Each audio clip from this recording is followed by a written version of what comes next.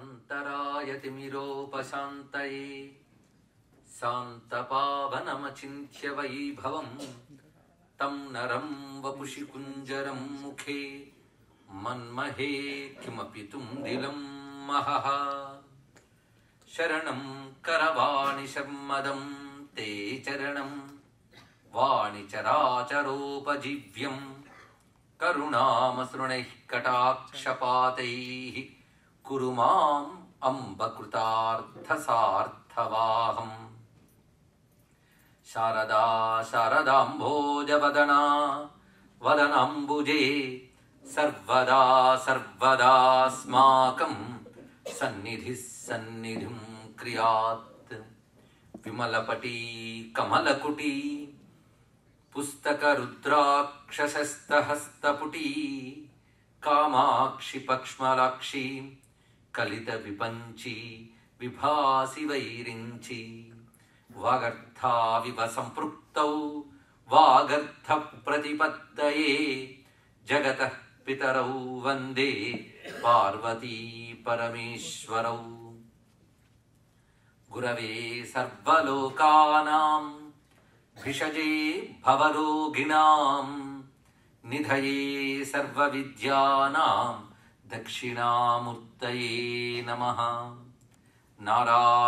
नारायणसमारम्भां व्यासशङ्करमध्यमाम् अस्मदाचार्यपर्यन्तां वन्दे गुरुपरम्पराम् नारायणं नमस्कृत्य नरं चैव नरोत्तमं देवीं सरस्वतीं व्यासं ततो जयमुदीरयेत्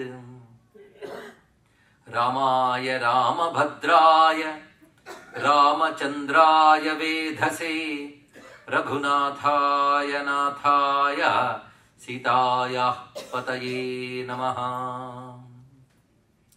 आञ्जनेयं महावीरं ब्रह्मविष्णुशिवात्मकं तरुणार्कप्रभं शान्तं रामदूतं नमाम्यहम्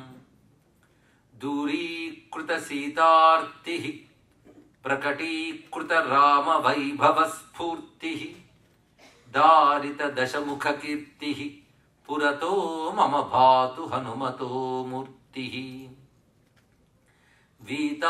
वीताखिलविषयेच्छं जातानन्दाश्रुपुलकमत्यच्छं सीतापतिदूताद्यं वातात्मजमज्जभावये हृद्यं यत्र यत्र रघुनाथकीर्तनं तत्र तत्र कृतमस्तकाञ्जलिं बाष्पवारि परिपूर्णलोचनं मारुतिं नमत राक्षसान्तकं वामे भूमिसुता पुरश्च हनुमान् पश्चात् सुमित्रासुतः शत्रुघ्नो भरतश्च पार्श्वदलयोः वाय्वादिकोणेषु च सुग्रीवश्च विभीषणश्च युवराट् तारासुतो जाम्बवान् मध्ये नीलसरोजकोमलरुचिं रामं भजे श्यामलं श्रीरामं भजे श्यामलम् शिवाय गुरवे नमः शिवाय गुरवे नमः शिवाय गुरवे नमः श्रीमात्रे नमः श्रीमात्रे नमः श्रीमात्रे नमः श्री विष्णुरूपाय नमः शिवाय श्री विष्णुरूपाय नमः शिवाय श्री विष्णुरूपाय नमः शिवाय श्री राम जय जय राम श्री राम जय जय राम శ్రీరామ జయ రామ జయ జయ రామ శ్రీ హనుమాన్ జయ హనుమాన్ జయ జయ హనుమాన్ శ్రీ హనుమాన్ జయ హనుమాన్ జయ జయ హనుమాన్ శ్రీ హనుమాన్ జయ హనుమాన్ జయ జయ హనుమాన్ నమో మహద్భ్యో ఋషిభ్యో గురుభ్యో నమః. శ్రీ కార్యసిద్ధి హనుమత్ స్వామి వారికి, శ్రీ సాంబ సదాశివునకు నమస్కరిస్తూ పవిత్రమైన రామకర్ణామృత ప్రవచన మహాయజ్ఞంలో నిన్నటి వరకు చెప్పుకున్న అంశాల్లో ప్రధానంగా రామచంద్రమూర్తి యొక్క అనేక రకాల స్వరూపాలు, అవి రామాయణంలో కనబడుతున్నవి మాత్రమే కాకుండా మంత్రశాస్త్రం అందిస్తున్నటువంటి స్వరూపాలు.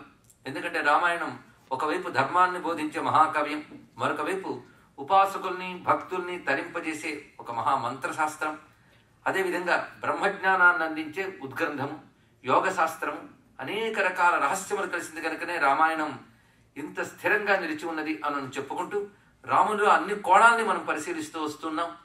తత్వమూర్తిగా, యోగమూర్తిగా, ధర్మమూర్తిగా, మంత్రమూర్తిగా మరి అనేక రూపాలు దర్శనమిచ్చాడు స్వామివారు. బాలరాముడు, మధ్యాహ్న కాలం సీతా సమేతుడైన రాముడు, సాయంకాలం మునులతో దేవతలతో సేవింపబడుతున్నటువంటి శాంతారాముడు, ఇలాగ త్రిసంధ్యల్లో ఆరాధింపబడే రాముడు, శివరాముడు, కళ్యాణరాముడు, వీరరాముడు, విజయరాముడు, శౌర్యపరాక్రమంతో రణరంగంలో రావణాసురుని సంహరించినటువంటి స్వరూపము, ఇవన్నీ మనం దర్శిస్తూ వస్తున్నాం. అదేవిధంగా రామనామానికి ఉన్నటువంటి తారక మంత్ర తత్వాన్ని విస్తారంగా గ్రహించాం. దాన్ని బట్టి మన మనస్సు ఇన్నాళ్లలో అంటే 5 రోజుల్లో ఒకానొక పక్వతకి చేరుకున్నది. అంటే రాముడనగా మనం పూజించేటువంటి ఒకానొక గొప్ప పాత్ర అనే భావం దాటి రాముడి సచ్చిదానంద తత్వము, పరబ్రహ్మ, త్రిమూర్త్యాత్మకమైన స్వరూపము అని తెలుసుకున్నాం. బ్రహ్మ విష్ణు శివాత్మకుడైన సచ్చిదానంద స్వరూపమైన పరబ్రహ్మయే రాముడు. ఈ భావనతో ఆ పరబ్రహ్మ ఉపాసనలో ఎన్ని పద్ధతులు ఉన్నాయో రామోపాసనలో కూడా అన్ని పద్ధతులు ఉన్నాయి. రామ ఉపాసన అనే శాస్త్రం ఉంది. ఆ శాస్త్రాన్ని రామాయణంతో అన్వయించి తెలుసుకోగలగాలి. అందువల్లనే రామాయణ పారాయణ మనకి అనేక ఫలాలు ఇవ్వడానికి కారణం అది కేవల కథ కాదు, అందులో ఉపాసన మర్మములు ఉన్నాయి అనేదే ఈ 7 రోజుల ప్రవచనం ద్వారా మనం తెలుసుకుంటుంది. ప్రధానంగా శ్రీచక్రంలో, శ్రీ విద్యలో నవావరణ యంత్రం ఎలా ఉన్నదో రామ ఉపాసనలో దశావరణ యంత్ర ఆరాధన ఉన్నది. 10 ఆవరణల యంత్రం రామచంద్రమూర్తి ఆరాధనలో. అందులో రకరకాల పరివార దేవతలు ఉంటారు. బిందువునందు రామచంద్రమూర్తి సీతా సమేతని భాషిస్తూ ఉంటాడు. ఇలాంటి దశావరణ యంత్ర స్వరూపమైన రాముడిని ఆరాధించే వాళ్ళు ఎంతమంది ఉన్నారో భారతదేశంలో. ఆ రామోపాసన ప్రత్యేకం. ఎందుకంటే ఉపాసకానాం కార్యార్థం బ్రహ్మణో రూపకల్పన అని చెప్పినట్లుగా ఉన్నది ఒకటే పరబ్రహ్మ అయినప్పటికీ కూడా ఉపాసకులు వారి వారి జీవలక్షణాన్ని అనుసరించి ఆ పరమాత్మను రాముడిగా, ఒకడు కృష్ణుడిగా, ఒకడు శివుడిగా, ఒకడు అమ్మగా, ఆ అమ్మలో కూడా దుర్గగా, లలితగా, సరస్వతిగా ఆరాధన చేస్తున్నారు. అది వారి జీవలక్షణం బట్టి అభిరుచి ఏర్పడుతుంది. ఇలాంటి అద్భుతమైన అంశం మన సంస్కృతిలో మాత్రమే కనబడుతుంది. అందుకే భిన్న భిన్న ఉపాసనలు చెప్తూనే ఏకత్వ ప్రతిపాదన కూడా చేస్తున్నది మన సంస్కృతి. ఉపాసకానాం కార్యార్థం బ్రహ్మణో రూపకల్పన అనే మాటలోనే ఏకత్వ ప్రతిపాదన ఉన్నది ఒకటే పరబ్రహ్మ. దాన్ని ఒక్కొక్కరు ఒక్కొక్క విధంగా ఉపాసన చేస్తున్నారు. ఈ ఉపోద్ఘాతం అంతా ఎందుకంటే మనం శ్రీ విద్యలోని సౌందర్యలహరిలో, లలితా శాస్త్రంలో ఏ షట్చక్రముల గురించి వింటూ ఉంటామో, మూలాధార, స్వాధిష్టాన, అవన్నీ కూడా రామోపాసనలో కూడా చూపిస్తున్నారు ఇక్కడ. అంటే అది కవిత్వంగా అన్వయించడం కాదు. ఆ షట్చక్రాలని రామభక్తులు ఒక విధంగా ఉపాసన చేస్తున్నారు, శివభక్తులు మరొకలా, అమ్మ భక్తులు ఒకలా. మొత్తానికి ప్రతివారు ఆ పరమాత్మ తత్వాన్ని ఉపాసన చేస్తున్నారు. ఇది హిందూ మతం యొక్క గొప్పతనం. ఆ పరమాత్మ విశ్వమంతా వ్యాపించి ఏ రూపం లేనివాడి సర్వశక్తివంతుడే ఉన్నవాడు మన లోపల కుండలిని రూపంగా, అంటే ముఖ్య ప్రాణ రూపంగా ఈ సుషుమ్నా నాడిలో సంచరిస్తున్నాడు అని ఉపాసన చేసే పద్ధతి ఒకటి ఉన్నది. అయితే నేను ఒక పెద్దలు మంచి ప్రశ్న వేశారు. రమణ మహర్షి మొదలైనటువంటి వారందరూ ఉన్నారు, వాళ్ళని కుండలిని ఉపాసన చేశారా? మరి వాళ్ళు సిద్ధ పురుషులు కాలేదా? కుండలిని ఉపాసన చేసి తీరాలా? ఇలాంటి ప్రశ్నలు వింటూ ఉంటాం. నిజానికి మన సంస్కృతిలో మన గొప్పతనం ఏంటంటే ఇదే మార్గంలో వెళితేనే తరించుతారని ఎక్కడా లేదు. విభిన్న మార్గాలు ఉన్నాయి. వారి వారి అభిరుచులను అనుసరించి, వారి వారి పూర్వపుణ్య సంస్కారాలను అనుసరించి ఆ మార్గం స్వీకరించడం జరుగుతుంది. కొందరు కర్మలు ఆచరిస్తూ ఉంటారు. రమణ మహర్షి ఏం కర్మ చేశాడు, ఏ యజ్ఞం చేశాడు, ఏ యాగం చేశాడని ఆయన మరి మోక్షం పొందలేదా? కనుక మనం కూడా యజ్ఞాలు, యాగాలు, కర్మలు మానేద్దాం కదా. ఆ మాటకు వస్తే రమణ మహర్షి సంసారం ఉన్నదా? ఇక్కడ తెలుసుకోవాల్సిన రహస్యం ఏంటంటే వాళ్ళు ఏమీ చెయ్యలేదు అనడానికి లేదు. గత జన్మల్లో ఎన్నో సాధనలు చెయ్యగా చెయ్యగా చెయ్యగా మిగిలిన కొద్ది కర్మశేషం అనుభవించడానికి జన్మలో వాళ్ళు వస్తారు, వాళ్ళు తరించిపోతారు. ఒకసారి 2 భక్తులు అమ్మవారిని ఆరాధన చేశారట. ఆ కాళీదేవుని ఉపాసన చేశారు. కాళీ ప్రత్యక్షమైంది. ఒకడు మూర్చిపోయాడు, ఒకడు నిలబడ్డాడు.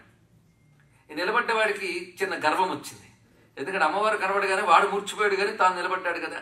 కనుక అమ్మవారిని అడిగాడు, అమ్మ అతను మూర్చిపోయాడు, నేను అలా నిలబడ్డానంటే గర్జన్మంలో ఇలాంటి మూర్ఛలు చాలా పోయేవు నాయన, ఇప్పటికి నిలబడ్డగలిగో అన్నది. కనుక కొందరిని చూసి మనం కూడా అన్ని విడిచిపెట్టేద్దాం అనరాదు, ఇది తెలుసుకోవాలి ఇక్కడ. పైగా ఒక్కొక్కరికి ఒక్కొక్క ప్రీతి ఏర్పడుతుంది అని ముందే చెప్పుకున్న జీవలక్షణం అని ఒకటి ఉంటుంది. అది వాడి అనేక జన్మ పుణ్య సంస్కారాలు బట్టి ఏర్పడుతుంటుంది. కొందరికి యోగ మార్గంలో ప్రయాణం చేయడం ఇష్టం, వాళ్ళు షట్చక్రముల యందు పరమాత్మని ధ్యానం చేస్తారు. కొందరు సంకీర్తన మార్గంలో భక్తి మార్గంలో పరమాత్మ అంటే కరిగిపోతూ ఆ ప్రేమ దానికి సర్వం అర్పిస్తారు. అది మాత్రం సులభమా? కొందరు అంటూ ఉంటారు భక్తి మార్గం సులభం అండి అని, కానీ అది మాత్రం మహా కష్టం. ప్రేమ నగరికి రాహ్ కఠిన్ హై అన్నారు. అది ప్రేమ మార్గం. ఆ ప్రేమ మార్గం సామాన్యం కాదు. ఏ కోరిక తీరాలన్నా దేవుణ్ణే నేను పట్టుకుంటానండి అంటే అది భక్తి మార్గం కాదు. అసలు కోరికనే మాటే ఉండదు అక్కడ, భగవంతుని పట్టుకోవడం మాత్రమే ఉంటుంది. ఆ ప్రేమ అర్థం కావడమే మహా కష్టం. ప్రకాశ్యతే క్వాపి పాత్రే అంటాడు నారద మహర్షి. అలాంటి అవ్యాజమైన ప్రేమ భగవంతునిపై కలగాలి అంటే ఎన్ని జన్మల పుణ్యం ఉండాలి. కనుక అటువంటి వారు త్యాగరాజు, అన్నమయ్య వీళ్ళు కేవలం భగవంతునిపై ప్రేమ. వాళ్ళ బాధ ఏదైనా ఉన్నది అంటే ఆయన చూడాలనే బాధ తప్ప మరొకటి లేదు. ఆయన అనుగ్రహం పొందాలనే తహతక తప్ప లౌకికమైన వాటి కోసం కన్నీరు కార్చరు వాళ్ళు. అటువంటి ప్రేమ మార్గంలో వెళ్ళే వాళ్ళు కొంతమంది. మరికొంతమంది ఉన్నారు, వాళ్ళు జ్ఞాన మార్గంలో వెళుతూ ఉంటారు. ఈ జ్ఞాన మార్గంలో వెళ్ళే వాళ్ళకి ఇది అక్కర్లేదు అనిపిస్తుంది, ఆ మార్గంలో ఉన్న వాళ్ళకి ఇది అక్కర్లేదు అనిపిస్తుంది. కానీ అన్ని మార్గాలు గొప్పవే. ఎవరు ఏ మార్గంలో వెళ్ళగలరో ఆ మార్గంలో వెళుతూ ఉంటే, ఎప్పటికైనా ఆ మార్గం పండించుకుంటే, ఉన్న మార్గం సరిగ్గా చేసుకుంటే అదే అసలు స్థితిని చేర్చుతుంది. ఇది తెలుసుకోగలిగితే పరస్పర భేదాలు ఉండవు. ఇది తెలుసుకోవాలి. ఎంత మాత్రమున ఎవ్వరు దలిచిన అంత మాత్రమే నువ్వు అన్నాడు అన్నమాచార్య. ఇలా వారి వారి ఉద్దేశాలను అనుసరించి ఈ మాటనే రుచీనాం వైచిత్ర్యా రుజుకుటిల నానా పదజుషాం రుణామేకో గమ్య త్వమసి పైసామర్ణవైవా అంటారు పుష్పదంతుల వారు సింహహిమ్న స్తుతులు. అంటే నదులు అనేకం పుడతాయి. ఒక్కొక్క నది ఎక్కడెక్కడో పుడుతుంది, రకరకాల మార్గాల్లో వెళుతుంది. అన్ని నదులు ఒకేలా వెళ్ళాలని లేదు, ఒకే రూట్లో రావాలని లేదు. నదులు ఒక్కొక్క నది ఒక్కొక్క చోట పుడుతుంది, ఒక్కొక్కలాగా వెళుతుంటుంది. ఎలా వెళ్ళినా అన్ని నదులు సముద్రం వైపే వెళితే సముద్రంలోనే కలుస్తాయి. అదేవిధంగా ఎవరు ఏ మార్గాలను ఉపాసించినా ఒకే పరతత్వాన్ని చేరుకుంటారు. త్రయీ సాంఖ్యం యోగ పశుపతి మతం వైష్ణవమితి ప్రభిన్నే ప్రస్థానే రుజుకుటిల నానాపదజుషాం. అత్యద్భుతమైన మాట చెప్పారు ఇక్కడ. కొందరు వైదిక మార్గంలో సంప్రదాయాన్ని అనుసరించి చాలా పద్ధతిగా వేద మార్గంలో ఉపాసన చేస్తారు. ఆ వేద మంత్రాలు పఠించడం, వేదములో చెప్పిన యజ్ఞయాగాలు చేయడం అదొక పద్ధతి. ఇంకొకటి సాంఖ్య మార్గం. సాంఖ్య మార్గం అంటే వేదాంత తత్వ విచారణ. మూడవది యోగ మార్గం. ఈ యోగ మార్గంలో ప్రాణాయామాది ప్రక్రియల ద్వారా వాళ్ళు నిరోధనం చేసుకుంటూ ఒక్కొక్క చక్రాన్ని అందులో ఉన్న పరతత్వాన్ని ధ్యానిస్తూ వెళ్ళే పద్ధతులు యోగ మార్గము అని చెప్తారు. ఇది యోగ మార్గం. అయితే చిత్రం ఏంటంటే ఈ కుండలిని యోగం ఈ పదాలు ఈ మధ్య కాలంలో మనకు బాగా వినబడుతూ ఉన్నాయి. అనేక మంది మహాత్ములు పరిశోధనలు చేశారు, భారతీయ సంస్కృతులు చేసి ఈ కుండలినిపై అనేక గ్రంథాలు పాశ్చాత్యులు కూడా రాశారు. అయితే ఈ కుండలిని ప్రమేయం లేకుండా మనం మోక్షం పొందగలమా? ఇది ప్రశ్న. అది కదా ప్రారంభించినది. ఇందాక చెప్పినట్టు ఏ మార్గంలో వెళ్ళినా మీకు తెలియకుండానే కుండలిని జాగరణ జరుగుతుంది. ఇది గ్రహించాలి ఇక్కడ. అయితే అది శాస్త్రీయమైన మార్గం కావాలి, అది శాస్త్రం చెప్పినటువంటి మార్గం కావాలి. ఎందుకంటే మనంతరం మనం ఏదో ఒక మార్గం తయారు చేసుకుని వెళ్ళిపోకూడదు. ఎందుకంటే ఏదో ఒక ఊరు వెళ్ళాలి, నాకు ఇష్టం వచ్చిన రూట్లో వెళ్తా ఉంటే ఆ ఊరు వెళ్ళాం మనం. దానికంటూ ఏ రూట్ ఉందో దానిలోనే వెళ్ళాలి. అయితే అందులో 2-3 రకాల రూట్లు ఉంటే నీ ఇష్టం వచ్చి సెలెక్ట్ చేసుకో. కానీ నీకు నువ్వే రూట్ వేసుకోవడానికి వీలు లేదు కదా. అలాగే శాస్త్రం చెప్పిన మార్గంలో మనం వెళ్ళాలి. ఎందుకంటే మనకు అనుభవం లేదు, శాస్త్రం అనుభవం పొందిన వారు చెప్పిన మాట. ఈ రెండింటికి ఇప్పుడు శాస్త్రం అంటే ఏమిటో నిర్వచనం తెలుసుకోండి ఇక్కడ. శాస్త్రం అనగా ఋషుల అనుభవము, the experience of rishis sages. శాస్త్రం అనగా ఋషుల అనుభవం, వాళ్ళు అనుభవించి చెప్పారు, మనం విశ్వసించి అనుసరించాలి. కానీ వాళ్ళు అనుభవిస్తారు, మనం అనుసరిస్తాం. ఇది తెలుసుకోవాల్సింది. కానీ ఋషులు అనుభవించి శాస్త్రాల్లో చెప్తారు, అందులో మనం ఎంపిక చేసుకుని దాని ప్రకారంగా వెళ్ళాలి. ఆ మార్గంలో వెళ్ళేటప్పుడు మీరు ఎలా చేసినా మీకు తెలియకుండానే కుండలిని జాగరణ జరుగుతుంది. ఇప్పుడు నేను కుండలిని శబ్దం వాడకపోయినా మహాత్ములు భగవంతుణ్ణి ఏదో రూపంలో ధ్యానిస్తారు, ఏ రూపం లేకుండా కూడా ధ్యానిస్తారు. ఎందుకంటే జ్ఞాన మార్గంలో ఉన్నటువంటి వారు ఈ శరీరాదులన్నింటినీ విడిచిపెట్టి లోపల హృదయంలో ఉన్న పరమాత్మ యందు దృష్టి పెడతారు. అంటే ఎక్కడ పెట్టారు? పరమాత్మ యందు అంటే ఒక మాట అన్నాం, ఎక్కడ? హృదయంలో అన్నాం కదా. ఆ హృదయం మనకి చక్రాల్లో ఒకటి, అనాహతం అని చెప్పారు. ఇక్కడ హృదయం ఎక్కడ ఉంటుంది? ఇది పెద్ద ప్రశ్న అండి. ఆ మాత్రం తెలియదండి. హార్ట్ ఎక్కడ ఉంటుంది? ఆ హార్ట్ వేరు, ఈ హృదయం వేరు. ఇటీవల కాలంలో ఒక గొప్ప యోగి ఒక గొప్ప గ్రంథం రాశాడు. ఆయన హిమాలయాల్లో సాధన చేసి సిద్ధి పొందిన ఒక మహాత్ముడు. అలాంటి వాళ్ళు అనుభవంతో రాస్తారు. ఆయన హృదయం ఎక్కడుంటుంది దాని మీద ఆయన కొన్ని ప్రశ్నలు కలిగాయి. ఎందుకంటే రామకృష్ణ పరమహంస హృదయ స్థానం ఒకలా చెప్పారు, రమణ మహర్షి మరొకలా చెప్పారు. హృదయం ఉంటే ఒక చోట ఉండాలి, కానీ ఒక్కొక్క చోట ఏమిటండి అని ఆయనకి సందేహం కలిగితే ఆయనకి ధ్యాన సమాధిలో ఒక యోగి సాక్షాత్కరించి హృదయం ఎక్కడుంటుందో చూపించాడు. అందరికీ హృదయం ఒక దగ్గర ఉండదయ్యా అని చెప్పాడు. అంటే మనం అనుకున్న హార్ట్ వేరు, ఆ హృదయం వేరు. ఆ హృదయం సూక్ష్మ భూమికి సంబంధించి ఉంటుంది. అది వాడి సంస్కారం బట్టి దేని యందు వాడు భగవంతుని ధ్యానిస్తాడో అదే హృదయం అని చెప్పాడు. చాలా ఆశ్చర్యకరమైన అంశం. అందుకు పరమహంస భగవంతుని ధ్యానించినప్పుడు ఆయన చూసిన తీరు వేరు. మొత్తానికి హృదయం అంటే రహస్య స్థానం. ఇది తెలుసుకోవాలి. ఇక్కడ రహస్య స్థానం, యోగి హృద్యానగమ్యం. ఎందుకంటే భగవంతుని మనం ప్రత్యక్షంగా చూడలేం. ప్రత్యక్షంగా చూస్తే అది ఫిజికల్ వస్తువు అయిపోతుంది, భౌతిక వస్తువు అవుతుంది. భగవంతుడు బియాండ్ ద ఫిజిక్స్, భౌతికానికి అతీతం. అతను పదార్థాతీతం, పరమార్థం. తెలుసుకోండి, పదార్థం వేరు, పరమార్థం వేరు. మన పదార్థ జగత్తులో ఉన్నాం. పరమార్థం పదార్థం కంటే గొప్పది. మన పదార్థాలతో పరమార్థం తెలుసుకోవాలంటే వ్యర్థం అవుతుంది. ఇక్కడ తెలుసుకోండి. అందుకు పరమార్థమైన పరమాత్మని తెలియాలి అంటే నువ్వు ధ్యానమో, ఏకాగ్రతో, చింతనో ఏదో చేస్తాం, అంతే కదండి. భక్తుడైతే తలంచి తలంచి ఆనందించుతూ ఉంటాడు. ధ్యాన యోగంలో ఏకాగ్రంగా మౌనంగా దృష్టి పెడతాం. కొందరు మంత్రం చేస్తూ ఉంటారు. ఇన్ని రకాల సాధనలు ఉన్నాయి మనకి. ఇవన్నీ కలిపి చేయొచ్చు, ఏదో ఒకటే గట్టిగా చేయవచ్చు. ఏది చేసినా ఒక దాని యందు ఏకాగ్రత నిలబెట్టాడు కదా. ఆ ఏకాగ్రత దేని యందు నిలబెట్టాడు, అది హృదయం. అది తెలుసుకోవాలి ఇక్కడ. అలాగా కొందరు హృదయాన్ని ఇక్కడ ధ్యానం చేస్తారు, భూమధ్య స్థానంలో. కృష్ణ పరమాత్మ అయితే అక్కడ ధ్యానం చాలా శ్రేష్టమని భగవద్గీతలో 6వ అధ్యాయంలో చెప్తాడు. ఇక్కడ నాసాగ్ర దృష్టి అని చెప్తాడు. ఇక్కడ ముక్కు కొనపై దృష్టిని పెట్టమని చెప్పాడు. కొందరు సహస్రారంలో ధ్యానం చేస్తారు. అంటే మొత్తానికి మూలాధారం నుంచి సహస్రారం వరకు ఉన్న వెన్నుదండం ఏదైతే ఉన్నదో అక్కడ ఉన్నటువంటి 6 చక్రముల్లోనూ భగవత్ శక్తిని మనం పట్టుకోవడానికి అవకాశం ఉన్నది. ఇది ఎలాంటిదంటే, ఒక గదిలో మనం దీపం వెలిగిస్తున్నాం. ఆ గదిలో ఉన్న దీపాన్ని మనం బయట నుండి చూసినప్పుడు దాన్ని తెరచిన కిటికీల గుండానో, తెరచిన తలుపుల గుండానో కాంతిని చూడగలం, గోడల నుండి చూడలేం. అంటే ఆ కాంతి మనకు కనబడడానికి తెరచిన కిటికీయో, తెరచిన తలుపు ఆధారం అవుతుంది. అలాగే ఈశ్వర శక్తి మహా చిచ్చక్తిగా మన శరీరంలో సహస్రారం నుంచి మూలాధారం వరకు సుషుమ్న అనే నాడిలో ప్రసరిస్తూ ఉంటుంది.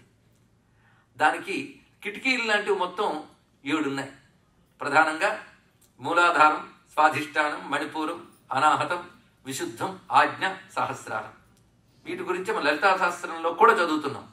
అంటే అర్థం, లలితాదేవిని భక్తిగా ఆరాధించిన వీటితో అనుబంధం పెట్టి చూపిస్తున్నారు ఇక్కడ. అక్కడ మనం నమ్మినా నమ్మకపోయినా శక్తి ఉంది. ఆ శక్తి మనల్ని నడుపుతోంది, మన శరీరాన్ని అంతటినీ. ఎందుకంటే ఈ శరీరం ఒక మహాప్రపంచం. ఈ ప్రపంచాన్ని నిర్వహిస్తుందండి. శరీరంలో ప్రధానంగా 6 తత్వాలు ఉన్నాయి. ఈ 6 తత్వాల్లో భూమి, నీరు, అగ్ని, వాయువు, ఆకాశము, మనస్సు. ఈ 6 ప్రధానమైనటువంటి తత్వాలు. మనస్సు అనేది అంతఃకరణం అంటారు ఇక్కడ. మీరే ఆలోచించండి. కనిపించేవన్నీ 5ంటితో ఉంటాయి, కనిపించనిది 6వది. ఎందుకంటే మనస్సు ఎవరికి కనిపిస్తుంది? కనిపించకపోవడంలో చాలా మంచిది, మనస్సులో ఎన్నేనో అనుకోవచ్చు. కనిపించనిది అంతఃకరణం. ఈ 6 తప్ప మరేమైనా ఉన్నాయా? కొంచెం ఆలోచించండి. ఎందుకంటే మనం చూస్తున్న ఇంద్రియములన్నీ 5 తత్వాలతోనే ఉన్నాయి. భూతత్వం, జలతత్వం. దీనికి పెద్ద నేను వివరణ ఇవ్వక్కర్లే, ప్రతివాడికి అనుభవమే అది. ఇక్కడ మన శరీరంలో జలతత్వం ఉంది, అది లేకపోతే ఎంత అవస్థ తెలుసు. అగ్నితత్వం ఉంది, అదేవిధంగా వాయుతత్వం, భూతత్వం, ఆకాశతత్వం, ఇవన్నీ ఉన్నాయి. ఒక్కొక్క తత్వానికి ఒక్కొక్క చక్రం స్థానం. మూలాధారం భూతత్వం. అదేవిధంగా మణిపూరం నుంచి క్రమంగా భూమి, నీరు, అగ్ని, వాయువు, ఆకాశం. ఇక్కడికి వచ్చేటప్పటికి ఆకాశం అయిపోయింది, విశుద్ధి చక్రం దగ్గరికి. ఇక్కడికి వచ్చేటప్పటికి ఆజ్ఞాచక్రం, మనశ్చక్రం. ఈ 6 ప్రపంచం. ఈ 6ంటిని నడిపేటువంటి ఈశ్వరతత్వం ఇక్కడ సహస్రాల్లో కనబడుతుంది. అయితే ఇక్కడ ఈ ప్రపంచం వేరు, ఆయన వేరు కాదు. ఆయన శక్తి ఈ ప్రపంచంలో ఉంది కనుక ఒక్కొక్క తత్వంపై దృష్టి పెట్టేటప్పుడు మన శరీరంలో ఆ తత్వం నిర్వహించే శక్తి ప్రభావం మనకు లభించి మనం కూడా ఆ తత్వం యొక్క శక్తిని గ్రహించి దాన్ని అధిగమించగలం కూడా. ఇది స్థూలంగా నేను షట్చక్రముల గురించి చెప్తున్నాను ఇక్కడ. ఎందుకంటే నా ఉద్దేశం ఇక్కడ ఆసక్తి గల సామాన్యులకు కూడా అర్థం కావాలి అని. అయితే ముందు అండర్లైన్ చేసుకోవాల్సింది ఆసక్తి గల. అది ఇక్కడ ఆసక్తి లేకపోతే అసామాన్యుడికి కూడా అర్థం కాదు. ఇక్కడ ఒకవేళ ఇదేమిటో తెలుసుకోవాలి చక్రముల గురించి ఇంట్రెస్ట్ ఉంటే మాత్రం ఇక్కడ చెప్తున్నాం. ఇక్కడ చిత్రం ఏంటంటే గురువుల దయ వల్ల అనేక ఉపాసనా శాస్త్రాలు చదవగలిగే అవకాశం లభించాక నేను ఆశ్చర్యపోయింది ఏంటంటే అన్ని ఉపాసనా శాస్త్రాలు ఒకేలా చెప్తున్నాయి. విష్ణువుకి సంబంధించిన ఉపాసనా శాస్త్రాలు వెతికితే అవి 6 చక్రాల గురించి చెప్తున్నాయి. శక్తికి సంబంధించింది అదే చెప్తోంది, శివుడికి సంబంధించింది అదే చెప్తోంది, గణపతికి అదే చెప్తున్నది. అంటే మొత్తానికి మనం వినడానికి శైవము వైష్ణవము అని వేరు వేరు పేర్లు వినబడ్డప్పటికీ అన్నిటికీ పద్ధతి మాత్రం ఒకటే. అందరూ ఆ భగవతత్వాన్ని పట్టుకుంటున్నాం. అయితే ఆ భగవతత్వం ఎక్కడో పైకి నీకు అతీతంగా లేదయ్యా, నీలోనే ఉంది అని తెలుసుకోవడానికి మనం ఏ భగవంతుడిని పూజించినా మనం ధ్యానం అనే ప్రక్రియ పెట్టుకుని ఆ ధ్యానం చేస్తున్నాం. అయితే ఈ యోగ పద్ధతులు చేసేవాళ్ళు ఒక్కొక్క చక్రాన్ని దాటుతూ వెళతారు. అంత అవస్థ లేని వాళ్ళు ఏదో ఒక చక్రం నందు దృష్టి పెడతారు. కొందరు హృదయంలో దృష్టి పెట్టవచ్చు, కొందరు భూమధ్యంలో దృష్టి పెట్టచ్చు. దానికి కూడా వాళ్ళ పూర్వజన్మ సంస్కారములే హేతువులు అవుతుంటాయి. కొందరు హృదయంలో ధ్యానిస్తుంటే ఒక ఆనందం లభిస్తుంది, కొందరికి భూమధ్యంలో ధ్యానిస్తే ఆనందం, కొందరికి సహస్రార స్థానంలో ధ్యానిస్తే ఆనందం. అది కూడా వాళ్ళ పూర్వజన్మ సంస్కారాలు బట్టి చోట్లలో కూడా అనుభూతి లభిస్తుంది. కానీ ఎట్టి పరిస్థితుల్లోని ఇక్కడ దీని క్రింది భాగాల్లో ధ్యానం కూడదని పెద్దవాళ్ళు చెప్తారు. నాభ్యాముపరి తిష్టతి అంటున్నాం మనం ఇక్కడ. అయితే క్రమంలో వెళ్ళేటప్పుడు మాత్రం క్రింద మీద అలా వెళ్ళొచ్చు మూలాధారం నుంచి. కానీ ఒక చోట ఏకాగ్రంగా పెట్టదలుచుకుంటే మాత్రం హృదయము లేదా భ్రూమధ్యస్థానము ఇది ప్రధానంగా చెప్తున్నారు. ఇక్కడ ఉన్నవాళ్ళు సాధన ప్రారంభించుకోవచ్చు, ఏం కష్టమే లేదు. ఇప్పుడు ఇంట్లో హాయిగా చేసుకోగలిగిన సాధన ఇక్కడ చెప్పడం జరుగుతుంది. పెద్ద పెద్ద కుండలిని విద్య నేను చెప్పట్లేదు. అవే చెప్పాలి అంటే చెప్పేవాడికి వినేవాడికి ఒక క్వాలిఫికేషన్ ఉండాలి, దానికంటూ సమయం ఉండాలి. అడ్డదిడ్డంగా చేస్తే మనకు ప్రమాదాలు ఉంటాయి. కనుక భక్తి మార్గంలో మనం ప్రేమగా భగవంతుని తలంచుకుని ఆనందిస్తున్నాడు కదా వాడు కూడా. రామకృష్ణ అనగానే కళ్ళ ఆనందాశ్రువులు రాలుతున్నాయి, ఒళ్ళు పులకిస్తుంది అంటే వాడు భగవంతుని తలంచుకుంటున్నాడు. తలంచుకోవడం వల్ల మొత్తం అనుభూతి కలుగుతుంది. తలంపు అనేది చేసేది మనస్సు. అది ఎక్కడ చేస్తుంది? ఎవరు చెప్పగలరా తలంపు అనేది? అది ఎక్కడ చేసినా అదే అక్కడ ప్రధానమైన చక్రం అవుతుంది. ఇక్కడ అదైతే హృదయ చక్రమైనా కావచ్చు, లేదా ఆజ్ఞాచక్రమైనా కావచ్చు.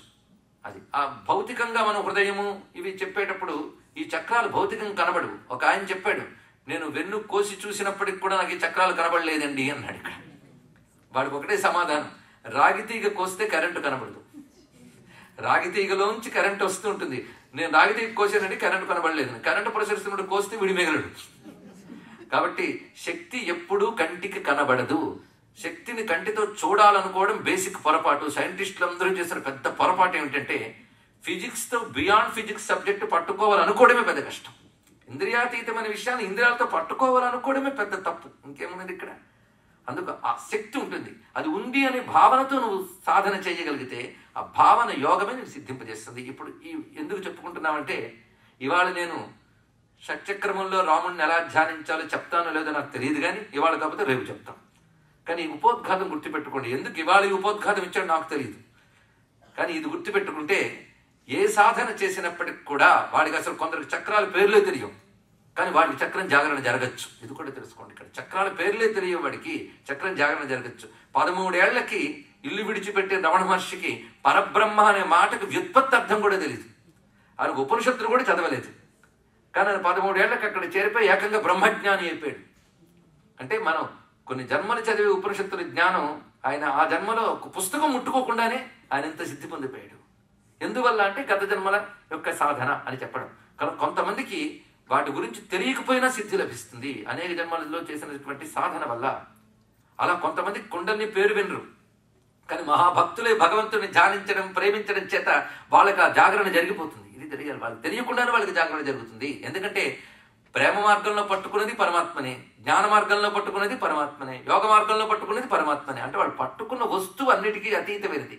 దానికోసం వాళ్ళు ప్రయత్నం చేసినప్పుడు మనకు తెలియకుండానే మన లోపల చక్రములు జాగరణ జరుగుతూ ఉంటాయి. నేను సుమారు ఒక 8 ఏళ్ల క్రితం బెంగళూరులో ఒక 99 ఏళ్ల వృద్ధుడిని చూశాను. ఆశ్చర్యపోయాను. మహాయోగి అతను. ఇప్పుడు ఆయన జీవించున్నారో లేదో కూడా నాకు తెలియదు, కానీ అలాంటి వాళ్ళ దర్శనం కూడా దొరకడం అదృష్టం. ఆయన తాను సిద్ధి పొందడమే కాదు, మీరు వెళ్ళి అక్కడ నిలబడితే మీ స్థితిలో మీ యోగ చక్రాలు ఎంతవరకు ఎలివేట్ అయ్యాయో చెప్పగలడండి. ఆశ్చర్యపోయాం. అంటే మనలో కూడా ఆధ్యాత్మిక స్థాయి పెరుగుతూ ఉంటే ఒక్కొక్క చక్రం దాటి వెళుతూ ఉంటుంది స్థితి.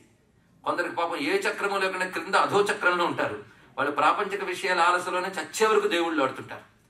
కొంతమంది భగవంతుడి వైపు అభిముఖంగా తిరిగి ప్రాపంచిక విషయాల నుంచి విరక్తి చెంది వెళుతుంటారు. వాళ్ళకి తెలియకుండా వాళ్ళ చక్రాలు ఎలివేటివ్ ఉంటాయి. ఇతడు అనాహత చక్రం వరకు వచ్చాడు, ఇతడు ఆజ్ఞా చక్రం వరకు వచ్చాడని కూడా చెప్పేవాడు ఆయన. అంత సిద్ధ పురుషులు ఉన్నారు. దీన్ని బట్టి ఇక్కడున్న మహాత్ముల్లో ఎందరో కూడాను అనాహత చక్రం వరకు కూడా వెళ్ళిన వాళ్ళు ఉండొచ్చు, విశుద్ధి వరకు వెళ్ళిన వాళ్ళు ఉండొచ్చు, ఆజ్ఞ వరకు వెళ్ళిన వాళ్ళు ఉండొచ్చు. ఇవన్నీ కూడా యోగ శాస్త్రం గురించి ఒక చిన్న పరిచయం మాత్రమే కల్పన చేశాం. అయితే కేవలం భగవద్భక్తితో ప్రేమ కలిగి సాధన చేసిన వాళ్ళకు కూడా చక్రాల పేర్లు తెలియకపోయినప్పటికీ కూడా ఆ చక్రముల యందు భగవత్ శక్తి జాగరణ జరుగుతుంది. ఆ జరిగిన వాళ్ళు మహాత్ములు అవుతారు. ఒక రామదాసు, త్యాగయ్య, వీళ్ళ కీర్తనల్లో ఎక్కడా కూడాను ఈ చక్రాల గురించి చెప్పలేదు. అయినప్పటికీ వాళ్ళు పాటించిన విధానం, పాటించిన భక్తి, ఉపాసన, వీటి వల్ల అవన్నీ జాగరణ జరిగాయి ఇక్కడ. కనుకనే సంప్రదాయమైన ఏ మార్గం మీరు అవలంబించినా దానిని క్షుణ్ణంగా పాటిస్తే, పద్ధతిగా పాటిస్తే, మళ్ళీ కన్ఫ్యూజన్లు అయోమయాలు లేకుండా పాటిస్తే అది తప్పకుండా మన లోపల జాగరణ జరిగించి తీరుతుంది అని. ఇప్పుడు నిన్న ఒక మంచి సహృదయులు, ఒక వివేకవంతులు నన్ను ప్రశ్న వేశారు. అందుకోసం ప్రారంభంలో ఇంత వివరించి చెప్పడం జరుగుతుంది. వారికి తృప్తి లభించి ఉంటుంది అనుకుంటాను. ఏమంటారండి శ్యామ్ గారు? చాలా సంతోషం. వారు అడిగిన ప్రశ్న, చక్కటి ప్రశ్న వేశారు నిన్న దీనికి. అందుకోసం ఈ వివరణ నేను ప్రారంభంలోనే చెప్పాను.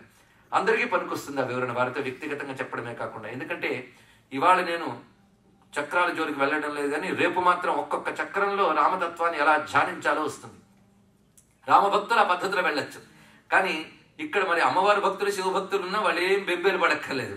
అక్కడ ఆ తత్వాన్ని వాళ్ళు దర్శిస్తున్నారు అని గ్రహించవచ్చు. అందరికీ పనికొచ్చేది. మొత్తం ఏ మార్గంలో ఉన్నా హిందూ తత్వంలో ఒక మార్గానికి ఒక మార్గం కనెక్షన్ ఉంది అని చెప్పడం ఇక్కడ. కనుక సంకీర్తన మార్గంలో ప్రేమగా ఎందరు యోగులు, మీరాబాయి, సక్కుబాయి, ఇలాంటి వాళ్ళు కూడా ఏ పరమాత్మని ధ్యానిస్తూ ప్రాపంచిక విషయాలు విడిచారో వాళ్ళలో కూడా జాగరణ జరుగుతుంది. కానీ ఏ మార్గమైనా ఒకదానితో ఒకటి అనుబంధం ఉంటుంది. అందుకే ప్రతి మార్గం తెలుసుకోవడం వల్ల తప్పేమీ లేదు. ఆ తెలుసుకుని రేపటి నుండి మనం చేయగలమా లేదా పక్కన పెట్టి వింటున్నప్పుడు మీరు జాగ్రత్తగా పట్టుకోగలిగితే సందేహం లేదు, ఆ గంటన్నర మీరు ఆధ్యాత్మిక సాధన చేసినట్లే.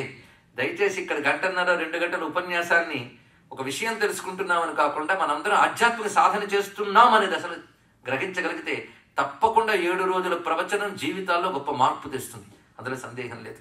ఎందుకంటే సాధకుల్లో కూడా రకరకాల స్థాయి కల వాళ్ళు ఉంటారు. కొందరు ఈ ప్రాపంచిక విషయాలు ఏవి అక్కర్లేదండి, కేవలం భగవంతుడు ఒక్కడు చాలు అనేవాళ్ళు. కొందరు నా భగవంతుడు కావాలి కానీ ప్రాపంచిక విషయాలు అక్కర్లేదని అనలేనండి అనేవాళ్ళు. అవునా లేదా? కొంతమంది భగవంతుడు నాకు దొరికినా దొరకకపోయినా పర్వాలేదు కానీ ఆయన దయ వల్ల ఈ ప్రాపంచిక సుఖాలు దొరికితే చాలు అంటారు. అది అన్ని రకాల స్థాయిల వాళ్ళు ఉంటారు, తప్పేం లేదు. కానీ వీళ్ళు ముగ్గురులో ఒక విషయం, గొప్ప విషయం ఉంది. ఏంటంటే భగవంతుని పట్టుకున్నారు. భగవంతుని ద్వారా మాకు భౌతిక సుఖాలు కావాలనే వాళ్ళు మంచివాళ్ళే. ఎందుకంటే భౌతిక సుఖాలు కావాలన్నారు, తప్పు అని అనకూడదు. ఎందుకంటే భౌతిక సుఖాలొద్దు అని చెప్తుంటే నువ్వే మాకు వద్దు అంటారు ఇక్కడ. కనుక భౌతిక సుఖాలు కావాలని తప్పేం లేదు. కానీ భగవంతుడిని పట్టుకుని అడుగుతున్నాం కనుక తప్పలేదు. కానీ చెయ్యగా ఈ స్థితి ఎప్పుడూ దాటుతాం. ముందు సకామ భక్తి ఉంటే తర్వాత క్రమంగా నిష్కామ భక్తి అదే తీసుకెళ్తుంది. తర్వాత అది కొంత ఇది కొంత ఉన్నా అప్పుడు ఎలా ఉండాలి అంటే సుఖాలు కావాలని భగవంతుని అడగడం తప్పు లేదు. ఇది తెలుసుకోండి. మొట్టమొదటి దశలో, ప్రారంభ దశలో నాకు సుఖాలు కావాలని భగవంతుని అడగచ్చు. అయితే అది ప్రేమ కలిగి, స్వామి నాకు ఈ సుఖాలు కావాలి, నువ్వు కావాలి అనేవాడు మాత్రం ఎప్పుడు గుర్తుపెట్టుకోవాలి. భగవంతుని వైపు తిరిగిన వాడు ఎవడైనా ధర్మబద్ధమైన సుఖాన్ని అడగండి. అదొక్కటి. ఉపాసకుల కోసం ఇది విషయములన్నీ చెప్తున్న, సాధకుల కోసం భగవంతుడిని ఆశ్రయించండి. మీ పిల్లలకు కూడా చెప్పేటప్పుడు బాగా చదువు వస్తుంది, బాగా ఈ మంత్రం చెయ్యు, విద్యలో నువ్వు పైకి వస్తావు, నువ్వు మంచి ఉద్యోగం సంపాదిస్తావు, పిల్లలు బాగుంటారు. అంతే కదండి. మనం గుళ్ళు గోపురాలు కడితే వచ్చి పూజలు చేయించుకున్న వాళ్ళు అందరూ కూడా పరమార్థం కోసమే కాదు కదా, వాళ్ళ ఇంట్లో అందరూ బాగుండాలి, ఇవే చేస్తారు, తప్పేం లేదు. కానీ కోరికల కోసం భగవంతుడిని ఆశ్రయించడం తప్పు లేదు. వాళ్ళు నిరుత్సాహపరచద్దు. వాళ్ళని అప్పుడే కూర్చోబెట్టి అయ్యా ఇవన్నీ వ్యర్థము, వేదాంతం ఆశ్రయింపమంటే ఉండండి కొద్ది రిటైర్ అయిన తర్వాత చూస్తానంటాడు. కనుక వాళ్ళని అనవసరంగా బెంబేలు ఎత్తించదు. కావాలన్నప్పుడు భగవంతుని అడగడం తప్పేం లేదు. ఎందుకంటే అలాగే ఇచ్చేది వాడే, తెలుసుకోండి ఇక్కడ. అందుకు భగవంతుని అడగడం ఎప్పుడూ దోషం లేదు. సకామ భక్తి గొప్పదా, నిష్కామ భక్తి గొప్పదా అని చర్చలు పెట్టకండి. ఎందుకంటే మనకు సకామం ఉంచుకున్నప్పుడు మన నిష్కామం గురించి మాట్లాడకూడదు. ఒక ఆవిడ అడిగారు, భగవంతుని ఏమైనా అడగచ్చా అండి అని. అంటే నేను ఒకటే సమాధానం చెప్పాను, కోరికంటూ ఉంటే భగవంతుని అడగడం తప్పులేదు. ఎందుకంటే ఎవరినో కూడా అడుక్కోవాలి, అదేదో ఆయన్ని అడగండి, అది చాలా ముఖ్యమే. అయితే భగవంతుని పట్టుకుని కోరిక అడిగేవాడు గుర్తుపెట్టుకోవాల్సింది ఒక్కటే, ఆ కోరిక ధర్మబద్ధమవునా కాదా, ఇది ఒక్కటి తెలుసుకోవాలి. అందుకే ఎన్ని కోరికలైనా అడగండి, అవి ధర్మబద్ధమైతే చాలు. ఇక్కడ ధర్మబద్ధమైన కోరిక అడిగినప్పుడు నువ్వు భగవంతుడిని పట్టుకున్నావు, ప్రపంచాన్ని పట్టుకున్నావు. కానీ ఆయన పట్టుకున్నావు కదా, కొంతకాలానికి ఏమవుతుందంటే పట్టుకున్న వస్తువు గొప్పది కనుక నీకే వివేక వైరాగ్యాలు కలిగి అమ్మయ్య చాలండి అని తృప్తి కలుగుతుంది. భగవంతుని పట్టుకున్న వాడికి ఎన్ని కోరికలు తీర్చుకుంటున్న తృప్తి కలుగుతుంది. భగవంతుని పట్టుకుని కోరికను అడిగే వాడికి ఎప్పటికైనా తృప్తి కలుగుతుంది, వైరాగ్యం కలుగుతుంది. తెలుసుకోండి, ధర్మబద్ధమైన కోరికతో భగవంతుని ఉపాసిస్తే కొంతకాలానికి వైరాగ్యం కలుగుతుంది. వైరాగ్యం అంటే విషయ సుఖాలు వ్యర్థములైన ఎరుక, అది వివేక వైరాగ్యం. అది ఇక్కడ. అంతేగాని ఆవిడ వాడు కోపగించుకుందని ఇంటి మీద వైరాగ్యం పుట్టి రేపు మళ్ళీ ఆవిడ పలకరించగానే మళ్ళీ ఇంటి మీద ప్రేమ పుట్టిన ఆ వైరాగ్యాల గురించి నేను చెప్పట్లేదు. ఇక్కడ వివేక వైరాగ్యాలు. ఇక్కడ వివేకం అది దేని వల్ల కలుగుతుంది అనుకున్నాం? ధర్మబద్ధమైనటువంటి కోరికలు అడుగుతూ అవి తీర్చుకుంటూ భగవంతుడిని పట్టుకోగలిగితే క్రమంగా వివేక వైరాగ్యాలు కలిగి తర్వాత దీన్ని విడిచిపెట్టి ఆయన్ని పట్టుకుంటాం. ఇది ఎలాంటిది అంటే, ఒక కొమ్మ మీద ఉన్నాం, మరో కొమ్మ మీదకి వెళ్ళాలి. అప్పుడు జాగ్రత్తగా పై కొమ్మ పట్టుకుని కింది కొమ్మ మించి పాదం తీస్తాం. అంతేగాని ఒకేసారి కింది కొమ్మ తెలిసి పైన పట్టుకుంటూ కింద పడతాం. ఇది ఇక్కడ. అందుకే పట్టు కొమ్మ దొరికేకి ఉన్న కొమ్మ వదలాలి అన్నట్లుగా ముందు ధర్మబద్ధమైనటువంటి కోరికలు కోరుకోవడం వల్ల మనకి క్షేమం, ప్రపంచానికి క్షేమం. ఎందుకంటే ధర్మబద్ధంగా కోరుకున్న వాడి వల్ల ఎప్పుడు ప్రపంచానికి క్షేమమే. ఎందుకంటే రావణాసురుడు అధర్మ మార్గంలో వెళ్ళాడు కనుక దెబ్బతిన్నాడు. ధర్మబద్ధంగా ఉంటే తప్పకుండా బాగుంటాం. అయితే బుద్ధి అధర్మం వైపు వెళుతూ ఉన్నప్పుడు ధర్మబద్ధమైన మనం కోరుకుంటే భగవంతుడు ఏం చేస్తారంటే నేను అధర్మం నుంచి ఆయనే కాపాడి ధర్మబద్ధమైన కోరిక తీర్చుతాడు. ఎందుకంటే నాకు చాక్లెట్ కావాలి అని పిల్లవాడు అడిగినంత మాత్రాన ప్రతిసారి తల్లి చాక్లెట్ తింటే ఎన్ని అనారోగ్యాలు వస్తాయో ఉపన్యాసం చెప్పదు, అప్పుడప్పుడు ఇస్తూ ఉంటుంది. అదేవిధంగా నువ్వు లెక్క చేయరా బాబు అంటుంది తల్లి, నేను చేయను అంటాడు. నీకు లెక్క పూర్తి అయితే చాక్లెట్ ఇస్తాను అంటుంది తల్లి. అప్పుడు వాడు లెక్క పూర్తి చేస్తాడు. వాడి దృష్టిలో చాక్లెట్ కనబడుతుంది, అమ్మ దృష్టిలో వీడి చేత లెక్క చేయించడం కనబడుతుంది. అలాగే భగవంతుడు కూడా మనకి ధర్మబద్ధమైన కోరికలు తీరుస్తాడు చాక్లెట్ ఇచ్చినట్టు. కానీ క్రమంగా ఆయన ఆశ్రయించాం కనుక మనకు తప్పకుండా వివేక వైరాగ్యాలు కలిగిస్తాడు. క్రమంగా మనల్ని ఆయన్నే పట్టుకుని తరించేటువంటి జ్ఞానము, ముక్తి కూడా ఇస్తాడు. కనుక భక్తి ఎలా పుట్టినా గొప్పదే. తెలుసుకోండి, ఇక్కడ సకామ భక్తి అయినా నిష్కామ భక్తి అయినా గొప్పదే. అందుకే ఈ మంత్రం చేయండి, ఆ మంత్రం చేయండి అని చెప్పినప్పుడు ఆనందంగా చేయవచ్చు. దానివల్ల ఇహము లభిస్తుంది, పరము లభిస్తుంది. అందుకని భగవంతుడిని ఆశ్రయిస్తే ఇహం లభించదు, పరమే లభిస్తుందని నిరాశ చెందవద్దు. ఇహము పరము కూడా లభిస్తుంది. ఎందుకంటే అత్యంత కష్టమైన మోక్షమే ఇవ్వగలిగిన వాడు సులభమైన ప్రాపంచిక సుఖాలు ఇవ్వడా, కనుక సర్వము ఇవ్వగలడు. అందుకే సాధకుడు ఏ స్థాయిలో ఉన్నప్పటికీ కూడా వాడికి పనికొచ్చే అంశములు మనం చెప్పుకోవాలి. కనుక ఇక్కడ 7 రోజులు చెప్పిన అంశాల్లో చక్కగా ఇది జపం చేసుకుంటే మంచిది, ఈ రూపాన్ని ధ్యానించితే మంచిది అని ఎలా చెప్తున్నామో అదేవిధంగా సచ్చిదానంద తత్వము, చక్రము అన్నీ చెప్పడం జరుగుతుంది. వీటన్నిటి బట్టి ఒక సమన్వయం మనం తీసుకురాగలుగుతున్నాం ఇక్కడ. కానీ ఎవడు ఏ సాధనా మార్గంలో ఉన్నా అన్ని ఒకదానికొకటి కనెక్ట్ అవుతాయని దీని యొక్క సారాంశమైన అంశము. అందుకే భగవంతుని ఎలా ఆశ్రయించినా మన లోపల ఒక దివ్య జాగరణ జరుగుతుంది. ఆ జాగరణ ఈ చక్రాలను ఉద్బుద్ధం చేస్తుంది, అందులో సందేహం లేదు. ఇక్కడ ఇది ప్రధానంగా చెప్పుకుంటూ ఒక సామాన్య సాధకుడిని దృష్టిలో పెట్టుకుని అతడికి కూడా అనుకూలంగా ఉండేటట్టు చెప్పాలనే ప్రయత్నం మాత్రం ఇక్కడ చేయడం జరుగుతుంది. ఆపే రాముని అనుగ్రహం. ఇప్పటి వరకు కేవలం మనకున్నటువంటి వివిధమైన సాధనా మార్గములంటే ఏంటో చెప్పుకున్నాం, రామకర్ణాముడితో ముట్టుకోలేదు కదా. కానీ ఇది ఇప్పుడు చెప్పిన ఉపోద్ఘాతం గుర్తు పెట్టుకుంటే మీరు తర్వాత దేనికైనా పనికొస్తుంది. కానీ ఒక మార్గంలో ఉంటే ఒక మార్గాన్ని నిరసించవద్దు, ఇది మాత్రం తెలుసుకోవాలి. ఇక్కడ కొన్నాళ్ళ క్రితం ఒక మహా సిద్ధపురుషుడు ఆయన ఒక ప్రశ్న వేశారు, ఏమండి హాయిగా యోగా చేస్తే చాలు కదండి మళ్ళీ దేవుళ్ళని వాళ్ళని పూజించడం ఎందుకని. ఈ మధ్య ఇది మాట వస్తుంది, యోగా మీద కొంచెం క్రేజ్ పెరిగింది. ఎందువల్లంటే పాశ్చాత్యుడు చేస్తున్నాడు కనుక. అంతే, వాడు పట్టుకుంటే మనం అప్పుడు పట్టుకుంటాం, లేకపోతే మనం పట్టుకోం కదా. కానీ యోగా వీడు ఇప్పుడు పట్టుకున్నాడు, యుగాల క్రితం భారతీయ సంస్కృతి పట్టుకుని చెప్పండి. ఇక్కడ ఇప్పుడు వీడి ఇంకా ఆలు దిద్దుకుంటున్నాడు. మనం యోగంలో పరిపూర్ణతలోకి వెళ్ళాం, అవునా లేదా? ఈ ఆలే మనం గొప్ప అనుకుంటున్నాం, ఎందుకంటే అసలు అవి కూడా తెలియని పరిస్థితికి వెళ్ళిపోయాం. కానీ ఇప్పుడు మన యోగా అనేది ప్రివేల్ అయి ఉందో అది నిజమైన యోగా కాదు, అది కూడా చెప్తున్నాను చూడండి.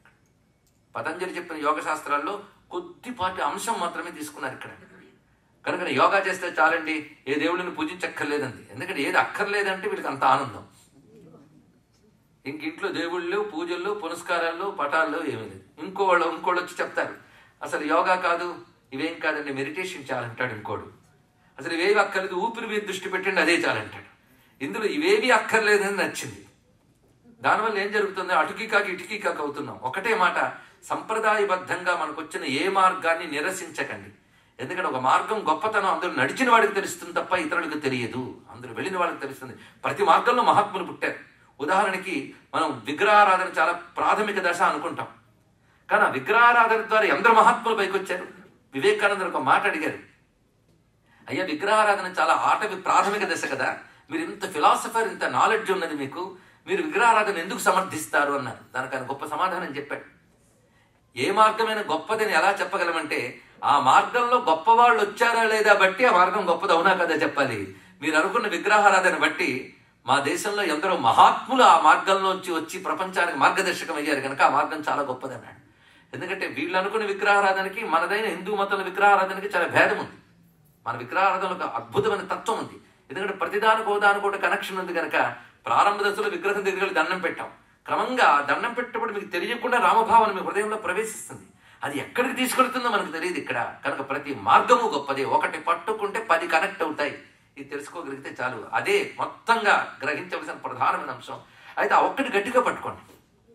అందుకే కీర్తన చేసిన వాళ్ళు తరించిపోయారు. మొత్తానికి అయ్యో యోగా చేస్తే చాలు కదా దేవుళ్ళని పూజించడం ఎందుకంటే ఆయన గొప్ప అద్భుతమైన మాట చెప్పాడు. యోగం అంటే ఏమనుకుంటున్నాం? ఫిట్నెస్ కోసం చేసే ఎక్సర్సైజ్ కాదు యోగా. రోజు యోగాకి వెళ్ళి నేను ఆధ్యాత్మిక సాధన చేస్తున్న భ్రాంతి చెందకండి. ఆ యోగం ద్వారా క్రమంగా మనం వెళ్ళవలసిన స్థితులు చాలా ఉంటాయి. అప్పుడు సరిగ్గా మన ప్రాణ సంచార మార్గం ఏదైతే ఉన్నదో దానిని నియంత్రించడమే యోగంలో ప్రధానంగా ఉన్న ఉద్దేశం. అంతే కదండి. దీన్ని మన ప్రాణాయామం అంటున్నాం. ఇక్కడ ఆ ప్రాణ సంచార మార్గం ఎక్కడున్నది అంటే ప్రధానంగా ఉచ్ఛ్వాస నిశ్వాసాల రూపంలో ఉన్నది. అంటే నాసిక దగ్గర వస్తుంది. అక్కడ నుంచి మీరు గమనిస్తే అదంతా గొట్టం రూపంలో నడుస్తున్నది. ఆ గొట్టానికే యోగంలో సుషుమ్న అని పేరు పెట్టారు. అంతే. ఆ సుషుమ్న మార్గం వెన్నుపూసలో నడుము ఉన్నటువంటి సూక్ష్మమైన ఒక నాడి. ఆ నాడిలోంచి వెళుతున్నటువంటి ప్రధాన ప్రాణశక్తి. అదొక మెయిన్ ఎలక్ట్రికల్ కనెక్షన్. దాని నుంచి మిగిలిన నాడీ మండలంలోనే శక్తిని పొందుతున్నాయి. ఇది ప్రధానం. దానిని ఉచ్ఛ్వాస నిశ్వాసాలతో నియంత్రిస్తూ క్రమంగా సాధన చేస్తూ దానితో మంత్రం చేయడము, పూజ చేయడము, జపం చేయడము, ధ్యానం చేయడము చేస్తుంటాం. అందుకే మనం పూజ చేసేటప్పుడు కూడా ముక్కు మూసుకొండరా అంటూ ఉంటారు మధ్యలో. ఎందుకంటే ఏడాదికి ఒకసారి సత్యనావర్తనం చేసే వాళ్ళకి తెలుస్తుంది. అక్కడ పూజారి చెప్తాడు ముక్కు పట్టుకోండి, నీదా నాదా అని డౌట్కి వచ్చేపు అంటే వాడు ఎప్పుడు పట్టలేదు. ఇక్కడ అర్థం నేను జాగ్రత్తగా అంటే ప్రతిదానికి ఉదాహరణ కనెక్షన్. పూజలు కూడా ప్రాణాయామం ఎందుకు పెట్టారు? అక్కడ మళ్ళీ ధ్యానం అని ఎందుకు పెట్టారు? వీళ్ళు ఇక్కడ మెడిటేషన్ అంటుంటే పూజలో ధ్యానం ఉందా లేదా? ఇది గ్రహించవలసింది. కానీ ప్రతి దానిని క్షుణ్ణంగా చేయగలిగితే అది తప్పకుండా మనలో జాగరణ చెందుతుంది. ఈ మార్గంలో యోగ మార్గంలో వెళ్ళేటప్పుడు క్రమంగా మనం ఆ ప్రాణాయామం ద్వారా ఎలివేట్ అవుతాం. ఒక్కొక్కటి సాధన చెయ్యకముందు ఉన్న స్థితి కంటే సాధన చేసిన కొంతకాలం తప్పకుండా పై స్థాయికి వెళతాం. ఆ వెళ్ళినప్పుడు ఒక్కొక్క స్థాయి దాటుతుంటే శక్తి పెరుగుతూ ఉంటుంది. ఆ పెరుగుతున్నప్పుడు ఒక్కొక్క శక్తి స్వరూపం ఒక్కొక్క దేవత. అది తెలుసుకోవాలి. కనుక మొత్తం 33 కోట్ల దేవతలు నీ మూలాధారం నుంచి సహస్రారం వరకు ఉన్న సుషుమ్నాడిలో సూక్ష్మ అణువుల్లో ఉన్నారు. ఇది గ్రహించారు ఇక్కడ. అందుకే ఒక్కొక్కటి దాటుతూ ఉంటే ఉన్నటువంటి శక్తిని ఒక్కొక్క దేవతగా సాక్షాత్కరింపజేసుకున్నారు వాళ్ళు. అది ప్రాణాయామం ద్వారా మనం పట్టుకోవచ్చు. ఆ దేవతను పూజించడం ద్వారా అక్కడ శక్తి జాగృతి కావచ్చు. ఇది కూడా గ్రహించవలసిన అంశం. కనుక దేవతలందరూ ఎక్కడున్నారు, లోకాలన్నీ ఎక్కడున్నాయంటే అన్ని నీలో ఉన్నాయంటుంది మన సంస్కృతి. కేవలం మన సంస్కృతి మాత్రమే ఉంటుంది. ఈ మాట గుర్తుపెట్టుకోండి. మిగిలిన అన్ని సంస్కృతులు ఏం చేస్తాయంటే భగవంతుడు గొప్పవాడు ఉన్నాడు, వాడు సృష్టించాడు, జీవుల్ని పుట్టించాడు, మీరు పుణ్యాలు చేస్తే స్వర్గానికి తీసుకుపోతాడు, పాపాలు చేస్తే నరకానికి తీసుకుపోతాడు, ఇవే చెప్తాయి మిగిలిన అన్ని మతాలు. కానీ మన సంస్కృతి చెప్తుంది భగవంతుడి సృష్టినంతా చేసి సృష్టిలో నిండిపోయాడు, నీలో కూడా ఆయనే నిండిపోయాడు, సృష్టిలో ఉన్న సమస్త లోకాలు నీలో ఉన్నాయి అనే విషయం అద్భుతంగా చెప్తున్నారు మన సంస్కృతి. ఇది దాని యొక్క గొప్పతనం. అందుకే మూలాధారం నుంచి సహస్రారం వరకు ఒక్కొక్క అణువులో అనేక లోకాలు, అనేక శక్తులు అన్నీ కనబడతాయి ఇక్కడ. అది ఎవరు ఏ ఇష్టదేవతను ఆరాధించినప్పటికీ కూడా అన్నీ ఒకటాను కూడా అనుసంధానింపబడతాయి. నమస్కారం చేసుకుంటూ వీటికి సంబంధించి చక్రధ్యానములు ఇవాళ మనం దీంతో ప్రిపేర్ అయ్యి రేపు వస్తే ఒక్కొక్క చక్రం దాని స్వరూపం, దానిలో రామచంద్రమూర్తి యొక్క ధ్యానం చెప్పడం జరుగుతుంది. అది విని మళ్ళీ ఎల్లుండి నుంచి మీరు చేస్తాను అనుకున్నా పర్వాలేదు, చెయ్యకపోయినా పర్వాలేదు, రేపు మాత్రం చక్కగా మఠం వేసి కూర్చోగలిగితే కింద లేకపోతే అక్కడే ఆ స్థానంలో దృష్టి పెట్టగలిగితే రేపు రామ సాక్షాత్కారం అయ్యే అవకాశం తప్పకుండా ఉంటుంది అని చెప్పుకుంటూ దానికి కేవలం ఉపోద్ఘాతంగా ఈ రోజు విషయాన్ని స్వీకరించండి. ఇవాళ మనం కొత్త రాముళ్ళని చూద్దాం, కొత్త మంత్రాలు కూడా తెలుసుకుందాం. ఈ మంత్రాలు మీరు చేయవచ్చు, పిల్లల చేత చేయించండి. వాటి వల్ల కూడా తప్పకుండా అభివృద్ధి అభివృద్ధి జరుగుతుంది. భౌతికమైన ఫలితాలు లభించడమే కాకుండా క్రమంగా ఆధ్యాత్మిక ఔన్నత్యం, ప్రోగ్రెస్ ఇన్ స్పిరిచువాలిటీ తప్పకుండా ఉంటుంది. కనుక ఆ చిన్న చిన్న మంత్రాలు అనుకోవద్దు. ఎందుకంటే మనకు బాగా అలవాటైపోయిన అద్భుతాలు కొన్ని ఉన్నాయి. అవి తెలుసుకుని మళ్ళీ అలవాటు చేసుకుందాం. మనం చేసుకుంటే వాడి విశేషమైన అంశం. ఈ రోజు ఒక మంత్రావిష్కారం జరగబోతోంది. మొత్తం 3 రోజుల్లో కూడా జపం చేసుకోవడానికి అనువైన మంత్రాలు కొన్ని చెప్పడం జరుగుతుంది. ఇప్పటికే కొన్ని చెప్పినట్లున్నాం కదా. శ్రీరామ అనే మంత్రం గురించి ఎంత చెప్పుకున్నాం, దానితో ఎన్నెన్ని కలపచ్చో చెప్పుకున్నాం. ముఖ్యంగా శ్రీరామ జయ రామ జయ జయ రామ అదొక పరిచయంగా చెప్పుకున్నాం. ఇవాళ సంపూర్ణంగా దాని గురించి చెప్పే శ్లోకాల్లోకి ప్రవేశిస్తున్నాం. జయ జయ రఘురామ శ్రీ ముఖాంభోజ భానో, జయ జయ రఘువీర శ్రీమదంభోజనేత్ర, జయ జయ రఘునాథ శ్రీకరాభ్యర్చితాంఘ్రే, జయ జయ రఘువర్య శ్రీశ కారుణ్య సింధో. మొత్తం రామకర్ణామృతంలో జయ జయ అనేటువంటి అక్షరాలతో కొన్ని శ్లోకాలు ఉన్నాయి. ఇది ఒక గుత్తి. అయితే చిత్రం ఏంటంటే ఒక చోట కొన్ని చెప్పారు. మనం అన్నిట్లో కొన్ని చెప్పుకుంటున్నాం. ఇప్పుడు జయ జయ రామచంద్రమూర్తి దగ్గరికి వచ్చేటప్పటికల్లా జయ జయ అనే శబ్దం వస్తుంది. ఇక్కడ రాముడు ప్రధానంగా జయస్వరూపుడు. ఈ శ్లోకంలో విశేషం ఏంటంటే శ్రీ అనే శబ్దం కూడా వస్తున్నది. ఇక్కడ శ్రీ అంటే లక్ష్మి అని చెప్పుకున్నాం. లక్ష్మీదేవి యొక్క ముఖం అనే పద్మానికి సూర్యుని వంటి రాముడా అన్నారు. ఇక్కడ లక్ష్మీదేవి ఎవరు? సీతమ్మ. సీతామహాలక్ష్మి రాముడిని చూడగానే ఆనందంగా ఆవిడ ముఖం వికసిస్తున్నది. కనుక సీతమ్మ ముఖంలో ఆనందం రాముడి వల్ల కలుగుతుంది. అలా చెప్పడంలో విశేషం ఏంటంటే పద్మము సూర్యుని వల్ల ఎలా వికసిస్తుందో రాముని ముఖం చూడడం వల్ల సీతమ్మ ముఖం వికసిస్తుంది. అదేవిధంగా శ్రీకరాభ్యర్చితాంఘ్రే, ఆ సీతమ్మ ముఖం వికసించడమే కాకుండా ఆవిడ తన చేతులతో రామచంద్రమూర్తిని అర్చిస్తుంది, ఆరాధిస్తుంది. ప్రేమతో శ్రీసతి పిసికెడి పాదము అన్నారు కదా. లక్ష్మీదేవిగా ఉన్నప్పుడు ఎలా లాలన చేసిందో సీతమ్మగా ఉన్నప్పుడు కూడా ఆ విధంగా ఆరాధన చేస్తుంది. మొత్తానికి శ్రీశ లక్ష్మీపతి అయినటువంటి రామ జయ జయ, నీకు జయమగుగాక. జయ జయ వరశంఖ శ్రీ గదాచక్రధారిన్, జయ జయ నిజదాస ప్రార్థితార్థ ప్రదాయన్, త్రిభువనగత సర్వ ప్రాణి భావజ్ఞ విష్ణు శరణముపగతోహం త్వాం శరణ్యం వరేణ్యం. కొన్ని శ్లోకాలు మామూలుగా అనిపిస్తాయి కానీ దానికి అదే మంత్రం. ఈ శ్లోకంలో విశేషం ఏంటంటే త్రిభువన గత సర్వ ప్రాణి భావజ్ఞ, ఈ వాక్యం చాలా గొప్పగా అన్నారు. ముల్లోకాల్లో ప్రతి వారి హృదయంలో ఏమున్నదో తెలిసినవాడా అన్నారు. ఇక్కడ సర్వ ప్రాణిభావం ఆయనకు తెలుసు. ఆయనకు తెలియంది ఏమీ లేదండి. ఇక్కడ ఆయనకి చెప్తామో అనుకునే లోపల ఆయనకు తెలిసిపోతుంది. ఎందుకంటే చెప్పాలంటే నువ్వు మాట్లాడాలి కదా, మాట్లాడాలంటే ముందు మనసులో అనుకోవాలి కదా, అనుకున్నప్పుడే ఆయన గ్రహిస్తున్నాడు. ఇంకేమున్నది ఇక్కడ? అందుకే భగవంతుడి ముందు నిలబడేది చెప్పాలి అనుకునే లోపల ఆయన గ్రహించగలడు. అందుకే ఎవరివి అందరి ప్రాణుల యొక్క భావములు తెలిసినటువంటి వాడు. అందుకే త్రిభువన గత సర్వప్రాణి భావజ్ఞ విష్ణు, రాముడికి తెలియంది ఏమున్నదండి. అలాంటి రాముని నేను శరణు వేడుతున్నాను అని చెప్తూ జయ జయ శబ్దం ఇప్పటి వరకు వస్తున్నది. ఆ జయ జయ శబ్దంలో రామచంద్రమూర్తి యొక్క జయతత్వం అనేక విధాలుగా కనబడుతున్నది. రాముడికి జయరాముడు అని పేరున్నది. ఈ జయ శబ్దంతో మంత్రం ఎలా ఉన్నదో మంత్రశాస్త్రంలోంచి ఒక శ్లోకాన్ని ఇక్కడ తీసుకోవడం జరుగుతుంది. ఈ మంత్రం నేను చెప్తుంటే మీరు రాసుకోవచ్చు. ఎలా వస్తుందో చూడండి. శ్రీరామేతి పదం చోక్త్వా జయ రామ పదం తతః, జయద్వయం వదేత్ ప్రజ్ఞః రామేతి మంత్రరాజకః. శ్రీరామ అని రాసి వాడు ఎలా చెప్తున్నాడు మంత్రాన్ని చూడండి. నేరుగా చెప్పని మంత్రాన్ని తిప్పి చెప్తుంది శాస్త్రం, చమత్కారం. దాంట్లోంచి మనం గ్రహించి చేసుకోవాలి.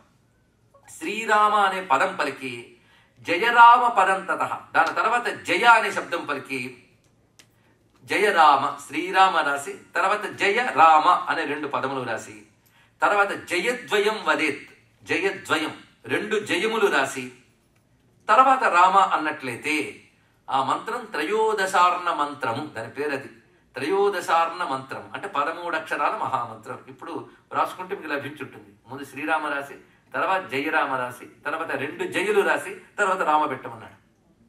రాసి తీస్తే ఏం లభించింది? శ్రీరామ జయరామ జయ జయరామ. రోజు మనం పలుకుతూ ఉంటాం. ఇంచుమించు మన భారతదేశంలో అందరూ ఇది మంత్రంగా చేస్తూ ఉంటారు. కానీ ఇది మహామంత్రం అని చెప్తోంది మంత్రశాస్త్రం. దానిపై ఒక శ్రద్ధ కలగడం కోసం ఇవాళ ఈ శ్లోకాన్ని మనం ఉటంకించడం జరిగింది. దీనితో దేన్నైనా సాధించవచ్చు అని చెప్తున్నాడు. ఇప్పుడు ఈ శ్లోకం ఆధారంగా రామచంద్రమూర్తి యొక్క జయ లక్షణం అని చెప్పుకోబోతున్నాం. రామాయణం అంతా వ్రాస్తూ దాని భాష్యాన్ని రచించినటువంటి సిద్ధపురుషులు ఒక అద్భుతమైన శ్లోకాన్ని ముందు పెట్టారు. రామాయణానికి ముందు జయతి రఘువంశ తిలక, మొట్టమొదటి మాట జయతి అని. జయతి రఘువంశ తిలక కౌసల్యా హృదయనందనో రామ దశవదన నిధనకారి దాశరథి పుండరీకాక్ష. ఇది మొదటి శ్లోకం అంటే రామాయణం అంతటికి ప్రారంభంలో పారాయణ చేసినప్పుడు చదవాలి అని పెద్దవాళ్ళు నిర్దేశించారు. జయతి రఘువంశ తిలక. అక్కడ రఘువంశ తిలక అన్న మాట పట్టుకునే రఘురామ రఘువీర రఘునాథ రఘువరియా అని 4 పదాలు రాశాడు. ఇక్కడ రాముడికి రఘు శబ్దంతో కలిపి రఘురామ అనడానికి కారణం ఏమిటి? రాముని పూర్వీకుల్లో రఘు మహారాజు ఒక మహాత్ముడు ఉన్నాడు. ఆయన ఇప్పుడు స్ఫురింపజేస్తున్నారు. రాముడు పరమాత్మ అయినప్పటికీ రఘువంశంలో ఉద్భవించాడు అనే అంశం మనకు చెప్పడం కోసం ఈ మాట అన్నారు. ఆ రఘువు ఎటువంటి వాడు? అతడు సాక్షాత్ అద్భుతమైన దివ్యత్వము ఋష్యత్వము కలిసినవాడు. అలాంటి వంశంలో పుట్టాడు ఆయన. అందుకని అవతరించాడన్న భావం కలగడం కోసం రఘువీర అని మాట చెప్తున్నారు ఇక్కడ. అందుకు జయతి రఘువంశ తిలక కౌసల్యా హృదయ నందనో రామ. ఎలా అవతరించాడు? కౌసల్యాదేవి హృదయానికి ఆనందం కలిగిస్తూ అవతరించిన వాడు. ఎందుకు అవతరించాడు? దశవదన నిధనకారి అంటే దశముఖుణ్ణి సంహరించడానికి అవతరించిన వాడు. దాశరథి పుండరీకాక్ష, దశరథ పుత్రుడు. ఆ రాముడు అనే మాటకి దశకి ఏదో సంబంధం ఉన్నదండి ఆలోచిస్తే. అందుకే రామాయణంలో అన్ని సంకేతాలే, బయటికి మాత్రం కథ. దశరథుడి కొడుకు, చంపినది ఎవరిని? దశవదనుణ్ణి. చాలా అందమైన అంశం. ఆయన యంత్రం దశావరణ యంత్రం. ఆలోచిస్తుంటే ఎంత గొప్పగా ఉన్నది ఇక్కడ. అంటే 2 పదులు ఉన్నాయి ఇక్కడ. ఒకడు దశరథుడు, ఇంకోటి దశముఖుడు. ఈయనకేమో కొడుకే ఆనందింపజేశాడు, వాడిని తలలు తీసిపారేశాడు ఇక్కడ. ఈ దశతత్వంలో అర్థం ఏంటయ్యా అంటే విశ్వమంతా దశే అని చెప్తున్నాడు ఇక్కడ. దశ అంటే మొత్తం దిక్కులెన్ని? 10. సరే కరెక్ట్. అది 4 దిక్కులు, 8 విదిక్కులు, పైన క్రింద, అంతే కదా. ఈ దశతత్వం అంతా ఎవడు నిండిపోయి వ్యాపించిపోయిన పరమాత్మనాడు వాడు. ఆ స్వామి దశావరణ యంత్రంలో ఉన్నటువంటి వాడు, మొత్తం దశ దిశలా వ్యాపించిపోయినవాడు. అయితే దశరథుడు, రథము అంటే చక్కగా కూర్చున్నటువంటిది. రథం అనే శరీరానికి కూడా పేరు. మనకి 10 ఇంద్రియాలు ఉన్నాయి. ఈ 10 ఇంద్రియాలతో ఎప్పుడు పాప పనులు చేస్తే వాడు దశకంఠుడు. ఈ 10 ఇంద్రియాలతో భగవతత్వాన్ని ఆరాధిస్తే వాడు దశరథుడు. ఇప్పుడు తెలిసిపోయింది కదా. కానీ దశరథుడు రాముడు దొరికాడు, దశకంఠుడు రాముడు వల్ల పోయాడు. కానీ 10 ఇంద్రియాలతో ఎప్పుడూ కూడాను ధర్మ విరుద్ధమైన సుఖాలు అనుభవిస్తూ ఉంటే, ఎవడైనా మంచి చేసిన 10 ఇంద్రియాలే, చెడు చేసిన 10 ఇంద్రియాలే. మహాత్ములకున్నవి 10 ఇంద్రియాలే, మనకున్నవి 10 ఇంద్రియాలే. అయితే మనం వీటితో మేపుతూ బతికించేస్తున్నాం. వాటిని వాళ్ళ సాధనకు వినియోగించుకున్నారు ఇక్కడ. కనుక వాళ్ళు దశరథుడుగా సాధన చేసినటువంటి మహాత్ములు, దశకంఠుడుగా వాళ్ళు ఉన్నారు. అందుకే రామచంద్రమూర్తికి ఈ దశతత్వానికి ఇంత విశేషం ఉన్నది ఇక్కడ. అందుకే దశావరణ యంత్రం యొక్క తత్వాన్ని కూడా భావన చేశాం. జయ, రాముడికి జయ స్వభావం ఉన్నది అన్నారు ఇక్కడ. జయ స్వభావం, జయం ఆయన స్వభావం అన్నారు. అంటే జయం పొందడం ఆయనకి స్వభావ సిద్ధంగా ఉన్నది.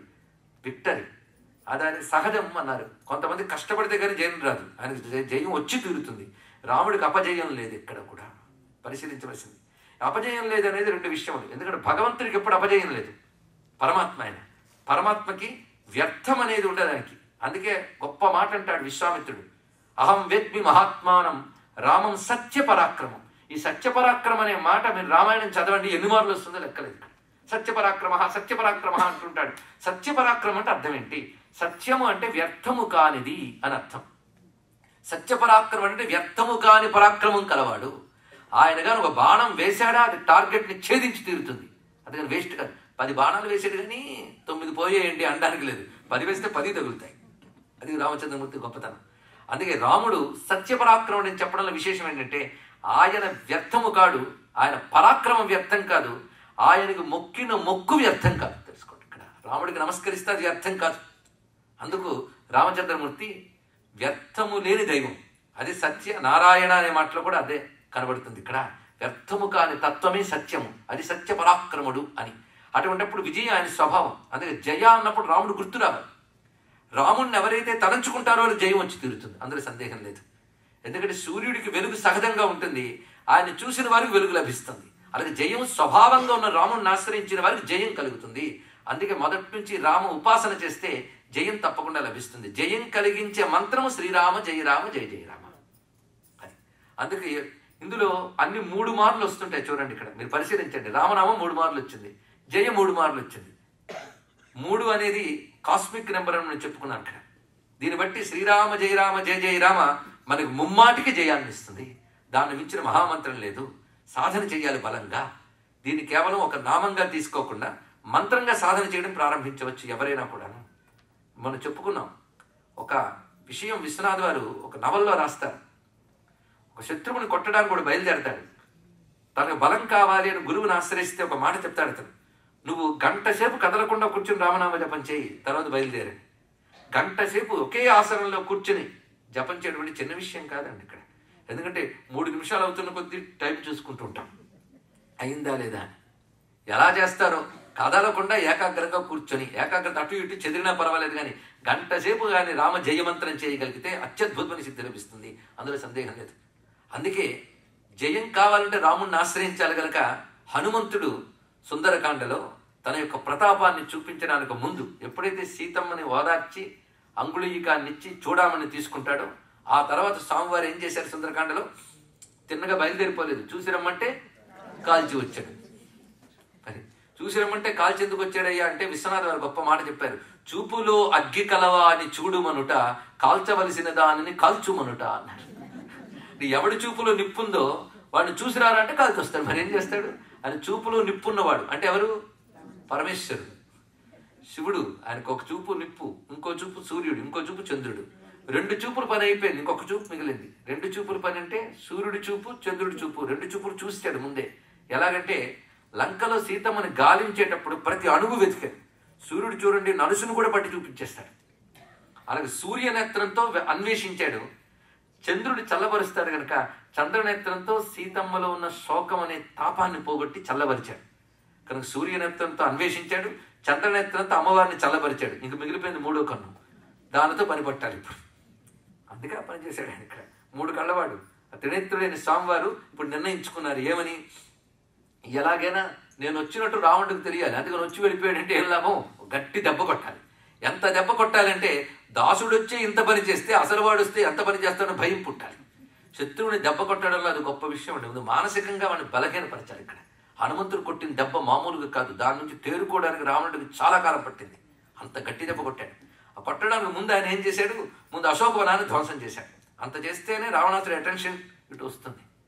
అశోకవనాన్ని ధ్వంసం చేయడానికి కబురు వెళ్ళింది రావణాసుడికి. ఎందుకంటే అశోకవనం కొట్టాడంటే వాడు ఎంత బలవంతుడో ఊహించగలడు రావణాసురుడు. ఒక బలవంతుడి గురించి మరొక బలవంతుడు మాత్రమే తెలుసుకోగలడు, ఒక పండితుడి గురించి మరొక పండితుడు మాత్రమే తెలుసుకోగలడు. అంతే. కనుక అశోకవనం ఎలాంటిదో రావణుడికి తెలుసు. అది ధ్వంసం చేసినట్టు హనుమంతుడు లాంటి వాడు తెలుసు. వెంటనే 80,000 మంది వీరుల్ని పంపించాడు హనుమంతుడి మీదకి. అప్పుడు హనుమంతుడు దూరం నుంచి చూశాడు, అమ్మయ్య చేతిగా పని దొరికిందని. అప్పుడు ఆయన ముఖద్వారం మీద కూర్చున్నటువంటి స్వామివారి కిందకి దిగి తోకని పిడిమని నేల మీద కొట్టి చెయ్యి పైకెత్తి ఒక గర్జన చేశాడు. ఆ గర్జన లంకంతా వినబడింది. ఆ గర్జన ఇప్పుడు మనం చేయబోతున్నాం. ఆ గర్జన చాలా అద్భుతమైన మంత్రం అక్కడ ఉంది. జయత్యతి బలో రామో లక్ష్మణశ్చ మహాబల రాజా జయతి సుగ్రీవో రాఘవేణాభిపాలిత దాసోహం కోసలేంద్రస్య రామస్యాక్లిష్ట కర్మణ హనుమాన్ శత్రు సైన్యానాం నిహంత మారుతాత్మజ న రావణ సహస్రం మే యుద్ధే ప్రతిబలం భవేత్ శిలాభిస్తు ప్రహరత పాదపైశ్చ సహస్రశః అర్ధయిత్వా పురీం లంకాం అభివాజ్యత మైథిలీం సమృద్ధార్థో గమిష్యామి మిషతాం సర్వరక్షసాం. మొత్తం ఈ శ్లోకముల గుంపుని మంత్రరాశిగా చెప్తారు పెద్దలు. వీటిని పారాయణగా చేయడం ఉన్నది. సుందరకాండ పారాయణ చేసేటప్పుడు అధ్యాయానికి ముందు వెనక కూడా ఇది కలిపి సంపుటీకరణ పారాయణ అని చేస్తారు. చేయడం వల్ల ఒక శక్తి ఉంటుంది. అది సుందరకాండ పారాయణ విధానంలో ఒక విధానం. పారాయణ చేయకపోయి ఈ మంత్రం రోజుగానే అనుకోగలిగితే దీనికి అద్భుత ఫలితం ఉంటుంది. ఇందులో మొట్టమొదటి మాట ఏమన్నాడు, జయతి. ఆ జయతి రాముడు అనగానే వచ్చే శబ్దం జయతి.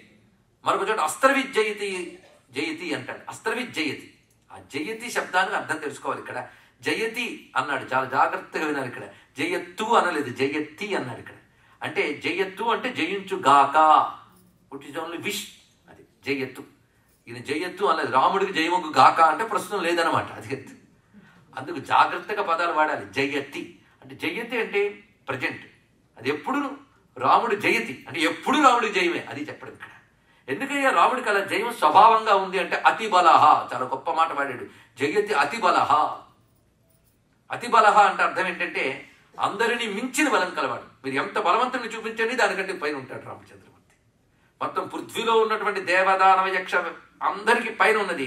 ఏ లోకానికి వెళ్ళినా వాళ్ళకి పైన ఉంటుంది. రాముడిని మించిన బలం మరొకటికి లేదు. ఇది ఏకంగా వేదంలో తద్విష్ణోర్ బలమాహు అని వేదమంత్రం చెప్తోంది. విశ్వాన్నంతటి పట్టి నడిపే బలం ఎవడిదో వాడు రాముడు. విశ్వమంతా ఇలా నిలబడిందంటే ఈ అనంత ఆకాశంలో నక్షత్రాలు, గ్రహాలు వాటి స్థానంలో వాటి నిలబడ్డాయంటే పట్టి నడిపే బలం ఎంత గొప్పదో ఆలోచించండి. మామూలుగా ఎవడైనా ఒక వేటెత్తితే ఆహో అని చప్పట్లు కొడతారే, ఇన్నిటిని పట్టి నడుపుతున్న ఆకర్షణ శక్తిగా ప్రపంచమంతా విశ్వమంతా వ్యాపించిపోయిన వాడి బలం ఎంత గొప్పది. ఆ విశ్వవ్యాపక బలం అయింది కనుక అతి బలహ అనే మాట అంత గొప్పగా వాడాడు ఇక్కడ. ఎందుకంటే పలికిన వాడు హనుమంతుడు, సామాన్యుడు కాడు, మంత్రమూర్తి. అని అతి బలహ అంటే అర్థం అందరిని మించిపోయిన బలం కలవాడు. అలాగే రెండో ఆయన ఉన్నాడు, జయత్ అతిబలో రామో లక్ష్మణశ్చ మహాబల. మహాబలుడైన లక్ష్మణస్వామికి జయముగ్గాక. రాజా జయితి సుగ్రీవ. సుగ్రీవుడు కూడా జయమే. ఎందువల్ల? ఆయనకంటే ఎంత స్పెషాలిటీ, రాఘవేణాభిపాలిత, రాముడి చేత పాలింపబడుతున్నాడు గనక సుగ్రీవుడికి జయం. చూడండి ఇక్కడ డిపెండబుల్. అంటే సుగ్రీవుడికి జయం ఎవరి వల్ల వచ్చింది? రాముడి వల్ల. రాముడికి సహజంగా జయం ఉన్నది, సుగ్రీవుడికి జయం రాముడి వల్ల వస్తున్నది. కనుక రాముడిని ఆశ్రయించిన వారికి జయం వస్తుంది అన్నమాట ఉన్నది. మరి ఇంత చెప్తున్నారు కదా, తమరెవరు? దాసోహం కోసలేంద్రస్య రామస్య ఆక్లిష్ట కర్మణ. తన గురించి తాను ఇంట్రడక్షన్ ఇంతే ఇచ్చారండి. దాసోహం కోసలేంద్రస్య, రాముడి దాసుణ్ణి నేను, అంటే ఆయనకు అధీనుణ్ణి, ఆయనకు అనుకూలుణ్ణి, ఆయన పని చేయడానికి వచ్చిన వాడిని. దాసోహం కోసలేంద్రస్య రామస్య అక్లిష్ట కర్మణ హనుమాన్. నా పేరు హనుమాన్ అంటారు. నేను అవన్నీ శత్రు సైన్యానాం నిహంతా మారుతాత్మజ, సర్వశత్రుల్ని సంహరించగలిగే మారుతాత్మజుణ్ణి. నా రావణ సహస్రం మే యుద్ధే ప్రతి బలం భవేత్. వేల కొలది రావణులైనా నా ముందు నిలవలేరు. It's not an exaggeration. ఇది అతిశయోక్తి కాదు, హనుమంతుడు చెప్పిన సత్యం. వేల కొలది రావణులైనా నా ముందు నిలవలేరు. నేను యుద్ధం చేయడానికి వాళ్ళలాగా అస్త్రాలు శస్త్రాలు కవచాలు అక్కర్లేదు. శిలాభిస్తు ప్రహరత పాదపైత్య సహస్రశ అర్ధయిత్వా పురీం లంకాం అభివాజ్యమైందని సముద్రార్థం గవిష్యం. కేవలం రాళ్ళేసి కొట్టి, చెట్టు కొమ్మలతో కొట్టి మొత్తం లంకనంతా నాశనం చేసి వచ్చిన పని పూర్తి చేసుకుని సీతమ్మకి నమస్కారం చేసి వెళ్ళిపోతానన్నాడు. మీరు పరిశీలించండి. ఇక్కడ రామలక్ష్మణుని చెప్పాడు, సుగ్రీవుడిని చెప్పాడు, తర్వాత తానెవరో చెప్పారు, వచ్చి ఏం చేస్తాడో చెప్పాడు, చేసి వెళ్ళిపోతానని చెప్పాడు. ఒక్క ఈ కొద్ది మాటలో సుందరకాండ అంతా ఉంది. అది జయత్యతిపులో నుంచి చివరి వరకు సుందరకాండ అంతా క్యాప్సూల్ ఫారంలో ఉంది. అందుకు ఇది మహామంత్రమైంది. మనం ఈరోజు రామకర్ణామృతం పేరుతో మొత్తం సుందరకాండలో ప్రాణమంత్రాన్ని పట్టుకోగలిగాం. ఈ ఘోష వినగానే మొత్తం లంక అల్లల్లాడింది. ఇది జపిస్తే మంత్రం, తెలుసుకుంటే రాజతంత్రం. చూడండి ఇక్కడ రాజకీయ తంత్రం ఉంది ఇందులో. ఎందుకంటే దాసోహం అన్నాడు ఇక్కడ. దాసుడిని నేనేం చేస్తాను, వేల కొలది రావాలనైనా కొట్టగలను అన్నాడు ఇక్కడ. దాసుడే చింత చేస్తే అసలు వాడు వస్తే అంత అవుతుందని భయం పుట్టించారు. అది ఇక్కడ చేసినటువంటి పని. ఇక్కడ అందులో జయతి అనే శబ్దము రామచంద్రమూర్తి యొక్క జయ స్వభావాన్ని చెప్తున్నది. ఇదే సందర్భంలో భగవంతుడికి జయం ఎందుకు చెప్తాం, ఇది కూడా ఆలోచించారు ఇక్కడ. జయం అంటే ఇందాక చెప్పుకున్న గెలుపు. గెలుపు అంటే ప్రతిసారి యుద్ధం దాకా వెళ్ళిపోక్కర్లేదండి. నాకేమి యుద్ధాలున్నాయా, ఏముందండి, నాకెందుకు జయం అనద్దు. బతుకులో 10 రోజు యుద్ధమే. ఇక్కడికి మీరు ఇవాళ రావాలంటే ఎంత యుద్ధం చేసి ఉంటారు పొద్దుటి నుంచి. కనుక ఎవ్రీ ఎఫర్ట్ ఒక యుద్ధమే, అవునా లేదా? దాన్ని పరిపూర్ణంగా సాధించడానికి కష్టపడాల్సిందే. అయితే యుద్ధములకే జయం కాదు, జయము అంటే కార్యసిద్ధి. ఇది అర్థం ఇక్కడ. కార్యం సిద్ధించడమే జయం. ఆ కార్యం సఫలం కావాలి, అదే జయం అంటే. కనుక జయం అనగా సాఫల్యం. ప్రతివాడు కోరుకునేది అంతే. బాగా చదువుకున్నాము అంటే చదువు వల్ల సాఫల్యం కావాలి, పని వల్ల సాఫల్యం కావాలి. కనుక అందరూ జయకాములమే. జయకాములమైన మనకందరికీ మనకొచ్చేది జయమంత్రం, శ్రీరామ జయమంత్రం. అది జయత్యతిపురం. అంతేకాదు భగవంతుడికి జయం కోరుకోవడం కూడా కనబడుతుంది మన శాస్త్రంలో. జయతు జయతు మంత్రం చదువుకున్నాం. అలాగే జయ జయ రామ సమర విజయ రామ భయహర నిజభక్త పారీణ రామ అన్నాడు. ఎందుకంటే జయతత్వం తెలుసు కనుక అన్నమయ్య మాట అన్నాడు. జయ జయ రామ సమర విజయ రామ భయహర నిజభక్త పారీణ రామ. అలాంటి జయస్వభావమైన రాముడు మన దగ్గర ఉంటే మనకేం భయం అండి. జయం వాడికి స్వభావం. అదే అప్పుడు జయించాను కానీ ఇప్పుడు వీలు కాదని చెప్పడు. సూర్యుడు ఆ రోజుల్లో వెలిగాను కానీ ఈ రోజుల్లో వెలగనన్నాడు, వెలుగే ఆయన. కనుక ఎప్పుడైనా రాముడు జయస్వభావమే. అది జయస్వభావమైన రాముడు ఉంటే మనకేముందండి. అందుకే తక్కువేమి మనకు రాముండొక్కడుండు వరకు ప్రక్కతోడుగా భగవంతుడు మును చక్రధారియే చెంతనుండగా అంత ధైర్యంగా చెప్పాడు. రాముని వారము మాకేమి విచారం. జయము రాముని యొక్క స్వభావం కనుక రాముడిని ఆశ్రయించిన వారికి జయము. దాని పెద్ద ఉదాహరణ మా రాజు సుగ్రీవుడే. అదే అక్కడ మాట చూపిస్తున్నాడు. భగవంతుడిని జయం అడగడంలో మరొక అర్థం ఉన్నది ఇక్కడ. జయము అంటే అన్నిటినీ మించి ఉండుట. ఇది రెండవ అర్థం. అన్నిటినీ మించి ఉండాలి. మన పిల్లలు ఫస్ట్ ర్యాంక్ రావాలని ప్రతివాడు అనుకుంటాడు. వస్తాడు రావడే దేవుడి కనుక. కానీ ప్రతివాడు అనుకోవడం మాత్రం మనం ఉన్న చోట్ల గొప్పవాళ్ళుగా ఉండామని అందరూ అనుకుంటామా లేదా చెప్పండి. అదొక మానవ స్వభావం. ఉన్న చోట్ల గొప్పగా ఉండాలి. మా వీధిలో అందరికంటే నేనే గొప్పగా ఉండాలి, నా బంధువుల్లో నేనే గొప్పగా ఉండాలి. ప్రతివాడులో ఆకాంక్ష ఉంటుంది. దీన్నే సమానానాం ఉత్తమ శ్లోకోస్తు అని వేదమాతే చెప్తుంది. ఇక్కడ నీ సమానమైన వాళ్ళల్లో నువ్వు గొప్పవాడుగా ఉండు, గొప్ప పేరు తెచ్చుకో. అందరిని మించి ఉండడాన్ని జయం అంటారు, అది తెలుసుకోవాలి. అందరిని మించి ఉండడం అని. ఇక్కడ ఈ అందరినీ మించి ఉండడం జయమైతే రాముని లేదా భగవంతుని మనం జయించు గాక అని కూడా ప్రార్థనల్లో కనబడుతుంటుంది. ఇప్పుడు వెంకటేశ్వర స్వామి వద్ద కానీ ఎక్కడైనా జయితు అంటూ ఉంటారు. ఇక్కడ భగవంతుడికి జయం పలకడం ఏంటండి? ఆయన వల్ల మనకు జయం, కానీ ఆయనకు జయమొగ్గాక అని అనొచ్చా? అనాలిట. ఇప్పుడు రెండవ అర్థం చెప్తున్నాను, ఎందుకు అనాలో చూడండి. అన్నిటినీ మించి ఉండడమే జయం అన్నాం కదా. ఇప్పుడు మన మనస్సులో అన్నిటినీ మించి రాముడు ఉన్నాడా, కాముడు ఉన్నాడా? ఆలోచన లేకుండా చెప్పాలంటే ప్రాపంచిక విషయాలే డామినేట్ చేస్తున్నాయి, కానీ భగవద్భావం మహాతాపత్రయపడితే ఆ మాత్రం వస్తుంది. ఆయన కంటే మిగిలిన ఎక్కువైపోయాయి. అందుకే జయితు అని ఆకాంక్షల ఉద్దేశం ఏంటంటే, స్వామి నా మనస్సులో అన్ని భావాల కంటే నీ భావమే ఎక్కువగా ఉండుగాక, అన్నిటినీ మించి నువ్వే నా మనస్సు నిండా నిండు ఉండుగాక అని భావం భక్తిపరంగా ఇక్కడ. అందుకు ఆ భగవద్భావం మనస్సు నిండా నిండిపోవాలనే ఉద్దేశంతోనే జయితు చెప్తూ ఉంటాం. అందుకే జయ స్వభావమే రాముడికి ఉన్నది కనుక రాముడికి జిష్ణు అని పేరు. విష్ణు జిష్ణు అని వినుంటారు. విష్ణుడు అంటే వ్యాపకుడు, జిష్ణు అంటే జయశీలుడు. అంటే జయం ఆయనకి నేచర్, స్వభావత జయస్వభావం. అందుకు రాముడి యొక్క ఈ జయ మంత్రం యొక్క వ్యాఖ్యానం మనం చెప్పుకుని శ్రీరామ జయ రామ జయ జయ రామ. దీనితో పాటు మరొక మంత్రం కూడా కలపచ్చు, కలిపి మీచే చెప్పిస్తున్నాం. దీన్ని సిన్సియర్గా ఉపదేశంగా భావించి ఇంకా వాళ్ళ జీవితాల్లోకి తీసుకెళ్ళిపోవచ్చు. ఎందుకంటే ఎంత ప్రవచనం చెప్పినా సాధనకి ఏం దొరికింది అనేది ప్రశ్నించుకోవాలి. సాధనకి వాళ్ళ 2 మంత్రాలు దొరికాయి. శ్రీ హనుమాన్ జయ హనుమాన్ జయ జయ హనుమాన్ రెండవ మంత్రం, శ్రీరామ జయ రామ జయ జయ రామ మొదటి మంత్రం. హనుమంతుడికి ఈ మంత్రం చెప్తున్నారు, ఎందుకంటే ఆయన జయ స్వభావం ఉన్నవాడు. అయితే హనుమంతుడి దగ్గరికి వచ్చేటప్పటికి మాటల్లో ఒక మాట చెప్తారు, హనుమానితి నామ ద్వాదశమాత్రత. హనుమాన్ అనే మాటని 12 మార్లు అనుకుని ఎక్కడికైనా బయలుదేరితే కార్యసిద్ధి తప్పకుండా లభిస్తుంది అని చెప్తున్నారు ఇక్కడ. అందుకే హనుమానికి కూడా 3 మార్లు జయ శబ్దం కలిపి చేస్తే మీకు 3 హనుమాన్లు వస్తే ఒక వాక్యం, శ్రీ హనుమాన్ జయ హనుమాన్ జయ జయ హనుమాన్ ఇంటూ 4 చేయండి. అప్పుడు 12 మార్లు హనుమాన్ నామం జయనామం కలుస్తుంది. ఈ 2 మంత్రాలు కూడా మనం సాధన చేయడం కానీ పిల్లలకి నేర్పండి. ఎందుకంటే సులభం, పెద్ద కష్టపడక్కర్లేదు. పైగా ఎవరైనా ఎప్పుడైనా ఎక్కడైనా ఎలాగైనా హాయిగా అనుకోవచ్చు. కూర్చుని నిష్ఠగా చేస్తే యోగం పండించుకోవచ్చు, నడుస్తున్నా కూర్చున్నా పడుకున్నా కూడా అనుకోవచ్చు. వీటితో ఎన్నో అనితర సాధ్యమైన అంశములు సాధించవచ్చు. అటువంటి ఈ రోజున మనకి ప్రారంభంలోనే జయరామతత్వాన్ని మనం పరిశీలించాం. ఇప్పుడు ఈ రోజుకు విశేషమైన అంశం రామచంద్రమూర్తి యొక్క విరాట్ స్వరూపాన్ని చూడబోతున్నాం. విరాట్ స్వరూపం అంటే విశ్వరూపం, రామ విశ్వరూప సందర్శనం ఈరోజు జరుగుతున్నది. అంటే 4 రోజులు చెప్తే కానీ విశ్వరూపం చూపించలేదు ఆయన. విశ్వరూపం అనే కాన్సెప్ట్ గురించి వాళ్ళు ఆలోచించారు. వాళ్ళు ప్రధానంగా మొదటి జయరాముడు అయ్యాడు, విశ్వరూప రాముడు. విశ్వరూప రాముడిపై ఇందులో ఎన్నో శ్లోకాలు వర్ణించారు రామకర్ణామృతంలో.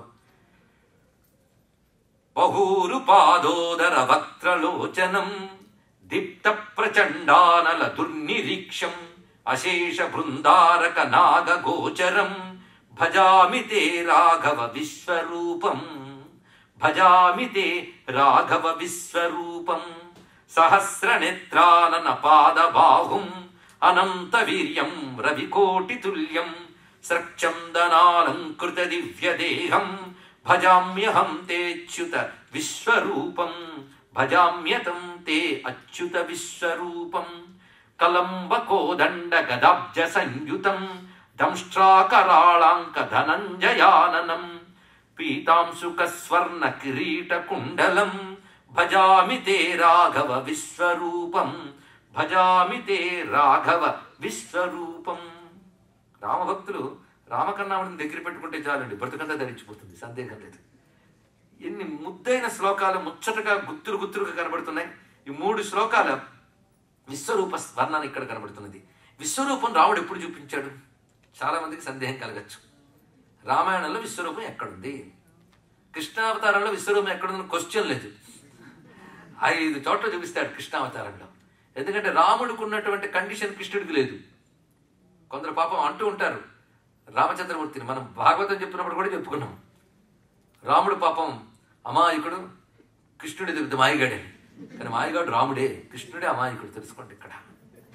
ఎందుకంటే తాను భగవంతుడై కూడా మానవుడిలా ప్రవర్తిస్తూ సాక్షాత్ శివుడు వచ్చి నువ్వు విష్ణువయ్యా అంటే కాదు రాముడినే మానవుడినే అన్నాడు.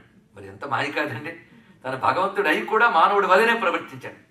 కానీ కృష్ణ పరమాత్మ ఉన్నట్టు బయట పెట్టేశాడు పాపం. పరమాత్మను చెప్తూనే ఉన్నాడు, గ్రహించాడు లేనివాడు.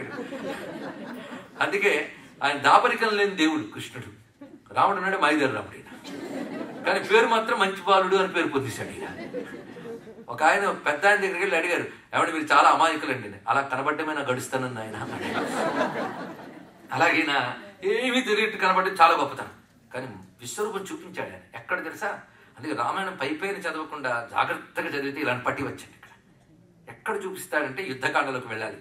అప్పటి వరకు రామచంద్రమూర్తి చాలా జాగ్రత్తగా అటు మానవత్వాన్ని ఇటు మాధవత్వాన్ని పొందికగా చక్కగా బ్యాలెన్స్ చేసుకుంటూ వచ్చాడు మహానుభావుడు.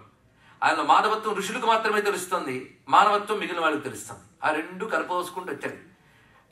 చివరికి రావణ వధకు అయిపోయింది. రావణ వధ అయిపోయిన వెంటనే సీతమ్మను అలంకరించి తీసుకొచ్చారు. ఆ సమయంలో సీతమ్మ ఒకానొక ధర్మకారణం కోసమే అగ్ని చుట్టూ తిరుగుతూ అగ్నిలోకి ప్రవేశించబోతూ ఉండగా దేవతలు అక్కడికి వచ్చారు. ఒక్కసారి ఆ దేవతలు వచ్చి రాముని స్తోత్రం చేస్తారు. అందులో బ్రహ్మకృత రామస్తుతి అని ఒకటి వస్తుంది వాల్మీకి రామాయణంలో. ఈ బ్రహ్మకృత రామస్తుతి రామభక్తులు పారాయణ చేస్తుంటారు, చాలా అత్యద్భుతంగా ఉంటుంది.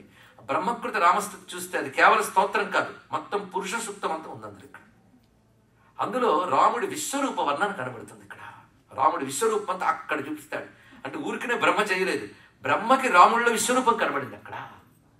ఇది మనకు పరిష్కారం కోసం పద్మపురాణంలో రామకథ చెప్పినప్పుడు రామచంద్రమూర్తి ఎప్పుడు విశ్వరూపం చూపించాడయ్యా అంటే రావణ వధ పూర్తయిన వెంటనే విశ్వరూపాన్ని చూపించాడు ఆయన ఒక్కసారి.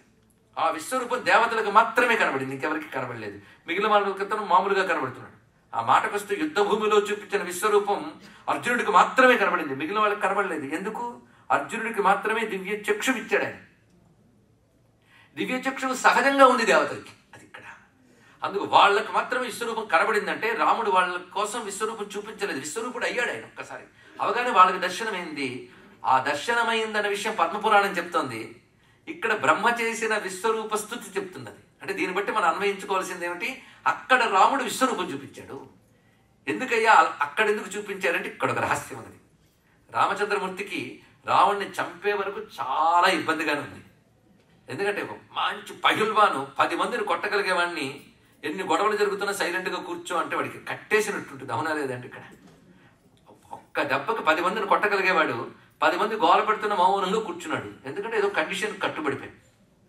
అలా రామచంద్రమూర్తి తాను విష్ణువై కూడా నరుడి వలె ప్రవర్తిస్తున్నాడు. ఆయన పుట్టిన దగ్గర నుంచి ఎప్పటి వరకు ఒగ్గబెట్టుకున్నాడు. ఎందుకు ఒగ్గబెట్టుకున్నాడంటే నరుడు తప్ప ఇంకెవరు రావణాసుని కొట్టలేరు, కేవలం నరుడు ఎలాగో కొట్టలేరు. ఇది ఉండి రామాయణం మొత్తానికి ఉన్నటువంటి పెద్ద క్లాజ్. కేవలం నరులు కొట్టలేరు ఎవరిని? రావణాసురుడిని. ఇప్పుడు కేవలం దేవతల అసలు కొట్టలేరు, వరం సంపాదించాడు. ఇప్పుడు ఆయనకు వచ్చింది పెద్ద చిక్కు. అందుకే దేవదేవుడైన విష్ణువు నర రూపంలో వచ్చాడు ఆయన ఇక్కడ. అందుకు రాముడు నరుడు అనడానికి లేదు, ఎందుకంటే కేవలం నరుడు ఎలాగో కొట్టలేడు. దేవతలు అనడానికి లేదు, దేవతలకి దేవుడు ఆయన. అందుకు ఆయన నర రూపంలో వచ్చి కొట్టాడు. అయితే నర రూపంలో ఉంటే గానీ రావణుడు చావడు. అందుకే మాటి మాటికి రావణుడికి ఎవరెందరూ చెప్తున్నాయి నరుడు నరుడు నరుడు అంటారు. విశ్వనాథ వారు గొప్ప మాట రాశారు. ఏమిటయ్యా మీరు అందరూ రాముడిని అలా పొగుడుతారు, ఇంత చేస్తే రాముడు ఎవడు? ఒక మంటి ముక్క దొర సంతానంబ ఆశ్చర్యమై అన్నాడు. మంటి ముక్క దొర, అన్ని తెలుగు మాటలు కనుక అర్థం కావడం మహా కష్టం. మంటి ముక్క దొర ఎంత అందమైన పదం అండి. ఇప్పుడు అసలు తెలుగుని ఆస్వాదించే లక్షణం అమెరికాలో కాదు, తెలుగు నాటే పోతుంది. ఇంక నేను చెప్పేది ఏముంది ఇక్కడ? ఇంకా ఇక్కడైనా కొంత ఆస్వాదించగలరు, మాకు అక్కడ తెలుగులో చెప్పడానికి భయం వేస్తుంది. మంటి ముక్క దొర, దీన్ని ట్రాన్స్లేట్ చేయడం అసలు భావం ఎంజాయ్ చేయాలి. ఎందుకంటే రావణాసుడు ముల్లోకాలకి ప్రభువాడు. వాడికి భూమి మీద ఒక రాజ్యం మీద దృష్టి లేదు. అందుకే దశరథుడు వీడు పాలిస్తున్న పట్టించుకోలేదు. స్వర్గమే చిక్కించుకున్నవాడు, వాడికి ఇవి ఎక్కడంటే పట్టించుకోలేదు. ఎవడయ్యా ఈ రాముడు? ఇప్పుడు గారికి దృష్టిలోకి వచ్చాడు. కరదోషనాథ రాక్షసుని సంహరించిన తర్వాత అర్థమైంది దానికి. ఎవడు ఇంత చేస్తే ఈ రాముడు ఒక మంటి ముక్క దొర. ఈ భూమి పెద్ద మన్ను, ఆ మన్నులో ఒక చిన్న పార్ట్ అయోధ్య, ఆ ముక్కకు ఒక రాజు, ఆ రాజుకు కొడుకు, అంతే కదా అన్నాడు ఇక్కడ. చూడండి, అందుకే ఆ రాముడు ఎదురు పడగానే ఒక్కసారి ఇదివరకు ఆయన చూపించిన ప్రతాపం గుర్తుకొచ్చినా చచ్చా అదేం కాదు, రాముడు దేనికి పనికిరాని వాడు అనుకున్నట్ట. ఎలా అనుకున్నాడంటే ఈయన చూస్తూ ఉంటే ఎలా కనబడుతున్నాడంటే జడదారి మూక వెన్ పొడిచి ఎక్కింపగా అంతంత వింటివాడైన వాడు. అంటే ఋషులందరూ చెప్పగా కాస్త విద్య నేర్చుకుని ఈ మధ్యనే యుద్ధ విద్య చూపిస్తున్నాడు ఇక్కడ. పైగా ఒక ఆడది మాయపన్ని అడవికి పంపిస్తే ఏమీ తెలియనట్టు అడవిలోకి వెళ్ళిపోయాడు. దేనికి పనికిరాని వాడు. చూసారా, అంటే రాక్షస బుద్ధి నెగిటివ్గా ఆలోచిస్తుంది అంటే ఇక్కడ అతని మహాధర్మం వీడికి అలా కనబడుతుంది. ఇక్కడ ముల్లోకముల సౌందర్యమును మించు చానను రక్షించుకోలేనివాడు అని చెప్పి మొత్తానికి ఇలాంటి వాడిని కొట్టడం ఎంతసేపు అనుకున్నాడు. ఇక్కడ ఆ మానవ భావం వస్తే గానీ వాడు చావడు. ఎందుకంటే వాడు మనుషుల చేతిలో చావాలి గనక, వాడిలో మానుష భావం బాగా కలిగించాలి గనక రాముడు అప్పటి వరకు కూడా మానవుడు వలినే ప్రవర్తించాడు. లోపల నారాయణత్వం లోపల ఉగ్గబెట్టాడు. ఋషులకు మాత్రం తెలుస్తోంది, వాళ్ళు దండాలు పెడుతూ ఉన్నారు, వాళ్ళని అనుగ్రహిస్తున్నాడు. వాళ్ళు బయట పెట్టరు, ఈయన బయట పెట్టరు. లేకపోతే ఆ విశ్వామిత్రుడు ఎందుకంటే అలా మాట్లాడాలి? రాముడు ఎవరో నాకు తెలుసు, వశిష్ఠునికి తెలుసు, ఋషులకు తెలుసు అని వాళ్ళ నాన్నతో చెప్తూ, అంటే నీకు తెలియదురా నాన్న అని చెప్పడమే కదా. మాకు తెలుసున్నాడు, మీకు ఏం తెలుసో చెప్పండి అంటే చెప్పడు. అంటే వాడు సత్యము చెప్పలేదు, అసత్యము చెప్పలేదు కానీ వాళ్ళకే తెలుసు. కానీ ఈయన డ్రామాని వాళ్ళు కంటిన్యూ చేయాలిగా, వాళ్ళు బయటపెట్టలేదు. అది ఎక్కడెక్కడ ప్రతి ఋషి రామచంద్రమూర్తిని గమనించుకుంటూ మొదటి నుంచి విశ్వామిత్రుడు ఋషి ఆయన తీసుకెళ్లాడు. తోవలో అరణ్యవాసాలు అందరూ ఋషులే. ఇక్కడ పంచవటిలో ఆశ్రమం కట్టుకో అన్నవాడు అగస్త్యుడు వారు. ఋషులే రాముడిని ఇటు వెళ్ళి అటు వెళ్ళి అటు వెళ్ళి ఉంటుంటే వాడు చెప్పినట్టు వెళ్ళిపోతున్నాడు. ఏంటంటే ఆశ్చర్యం, రాముడు ఋషులు ఎలా చెప్తే అలా వెళ్ళాడు. మొదటి నుంచి పరిశీలించండి. ఆయన అరణ్యవాసానికి వెళ్ళినప్పుడు కూడా ముందు భరద్వాజ మహర్షి దగ్గరికి వెళ్ళి ఎక్కడ కట్టుకోమంటారు ఆశ్రమం అని అడిగాడు. ఇక్కడ కట్టుకుని ఆయన అంటే కట్టుకుని కొంతకాలం ఉన్నాడు. అక్కడి నుంచి శరభంగుడు, సుతీక్ష్ణుడు ఈ ఋషులను కలుసుకుంటూ అగస్త్యుల వారి దగ్గరికి వెళ్ళి ఎక్కడుంటే బాగుంటుందని అడిగాడు. ఆయన పంచవటి చూపించాడు. అంటే అక్కడి దాకా వెళ్తే గానీ రావణాసుడు అక్కడికి రాడు. కానీ ఋషులందరూ లీడ్ చేశారు రామాయణాన్ని. రాముడిని నడిపిన వాళ్ళు ఋషులు. అదే రామాయణం అంటే రాముడి త్రోవ అన్నాం. ఆ త్రోవ ఎవరు మలిచారు? ఇది ఒక రహస్యం అండి రామాయణంలో. ఋషులు ఎలా చెప్తే అలా నడుచుకున్నాడు. అంటే మనకు చెప్తున్నాడు, ఋషులు ఎలా చెప్తే అలా నడుచుకుంటారా బాబు అని. అక్కడ ఋషులు మనకు కనబడతారా, చెప్తారా అంటే ఋషులు చెప్పినదే ధర్మము. మన ధర్మం అంతా ఋషులు చెప్పినది. అందుకే మన ధర్మానికి ఒక పేరుంది, మీరు వినుంటారు, ఆర్ష ధర్మం. ఆర్ష అంటే ఋషులు చెప్పినది, ఋషులకు సంబంధించినది, మన ఋషులు ఇచ్చిన ధర్మం. అతీంద్రియ ద్రష్టలైన ఋషులు తపశ్శక్తితో దర్శించిన ధర్మాలు బోధించారు. అవే వేదముల రూపంలో వచ్చాయి. వాటిని పురాణాల రూపంలో వ్యాసుడు మనకి అందించాడు.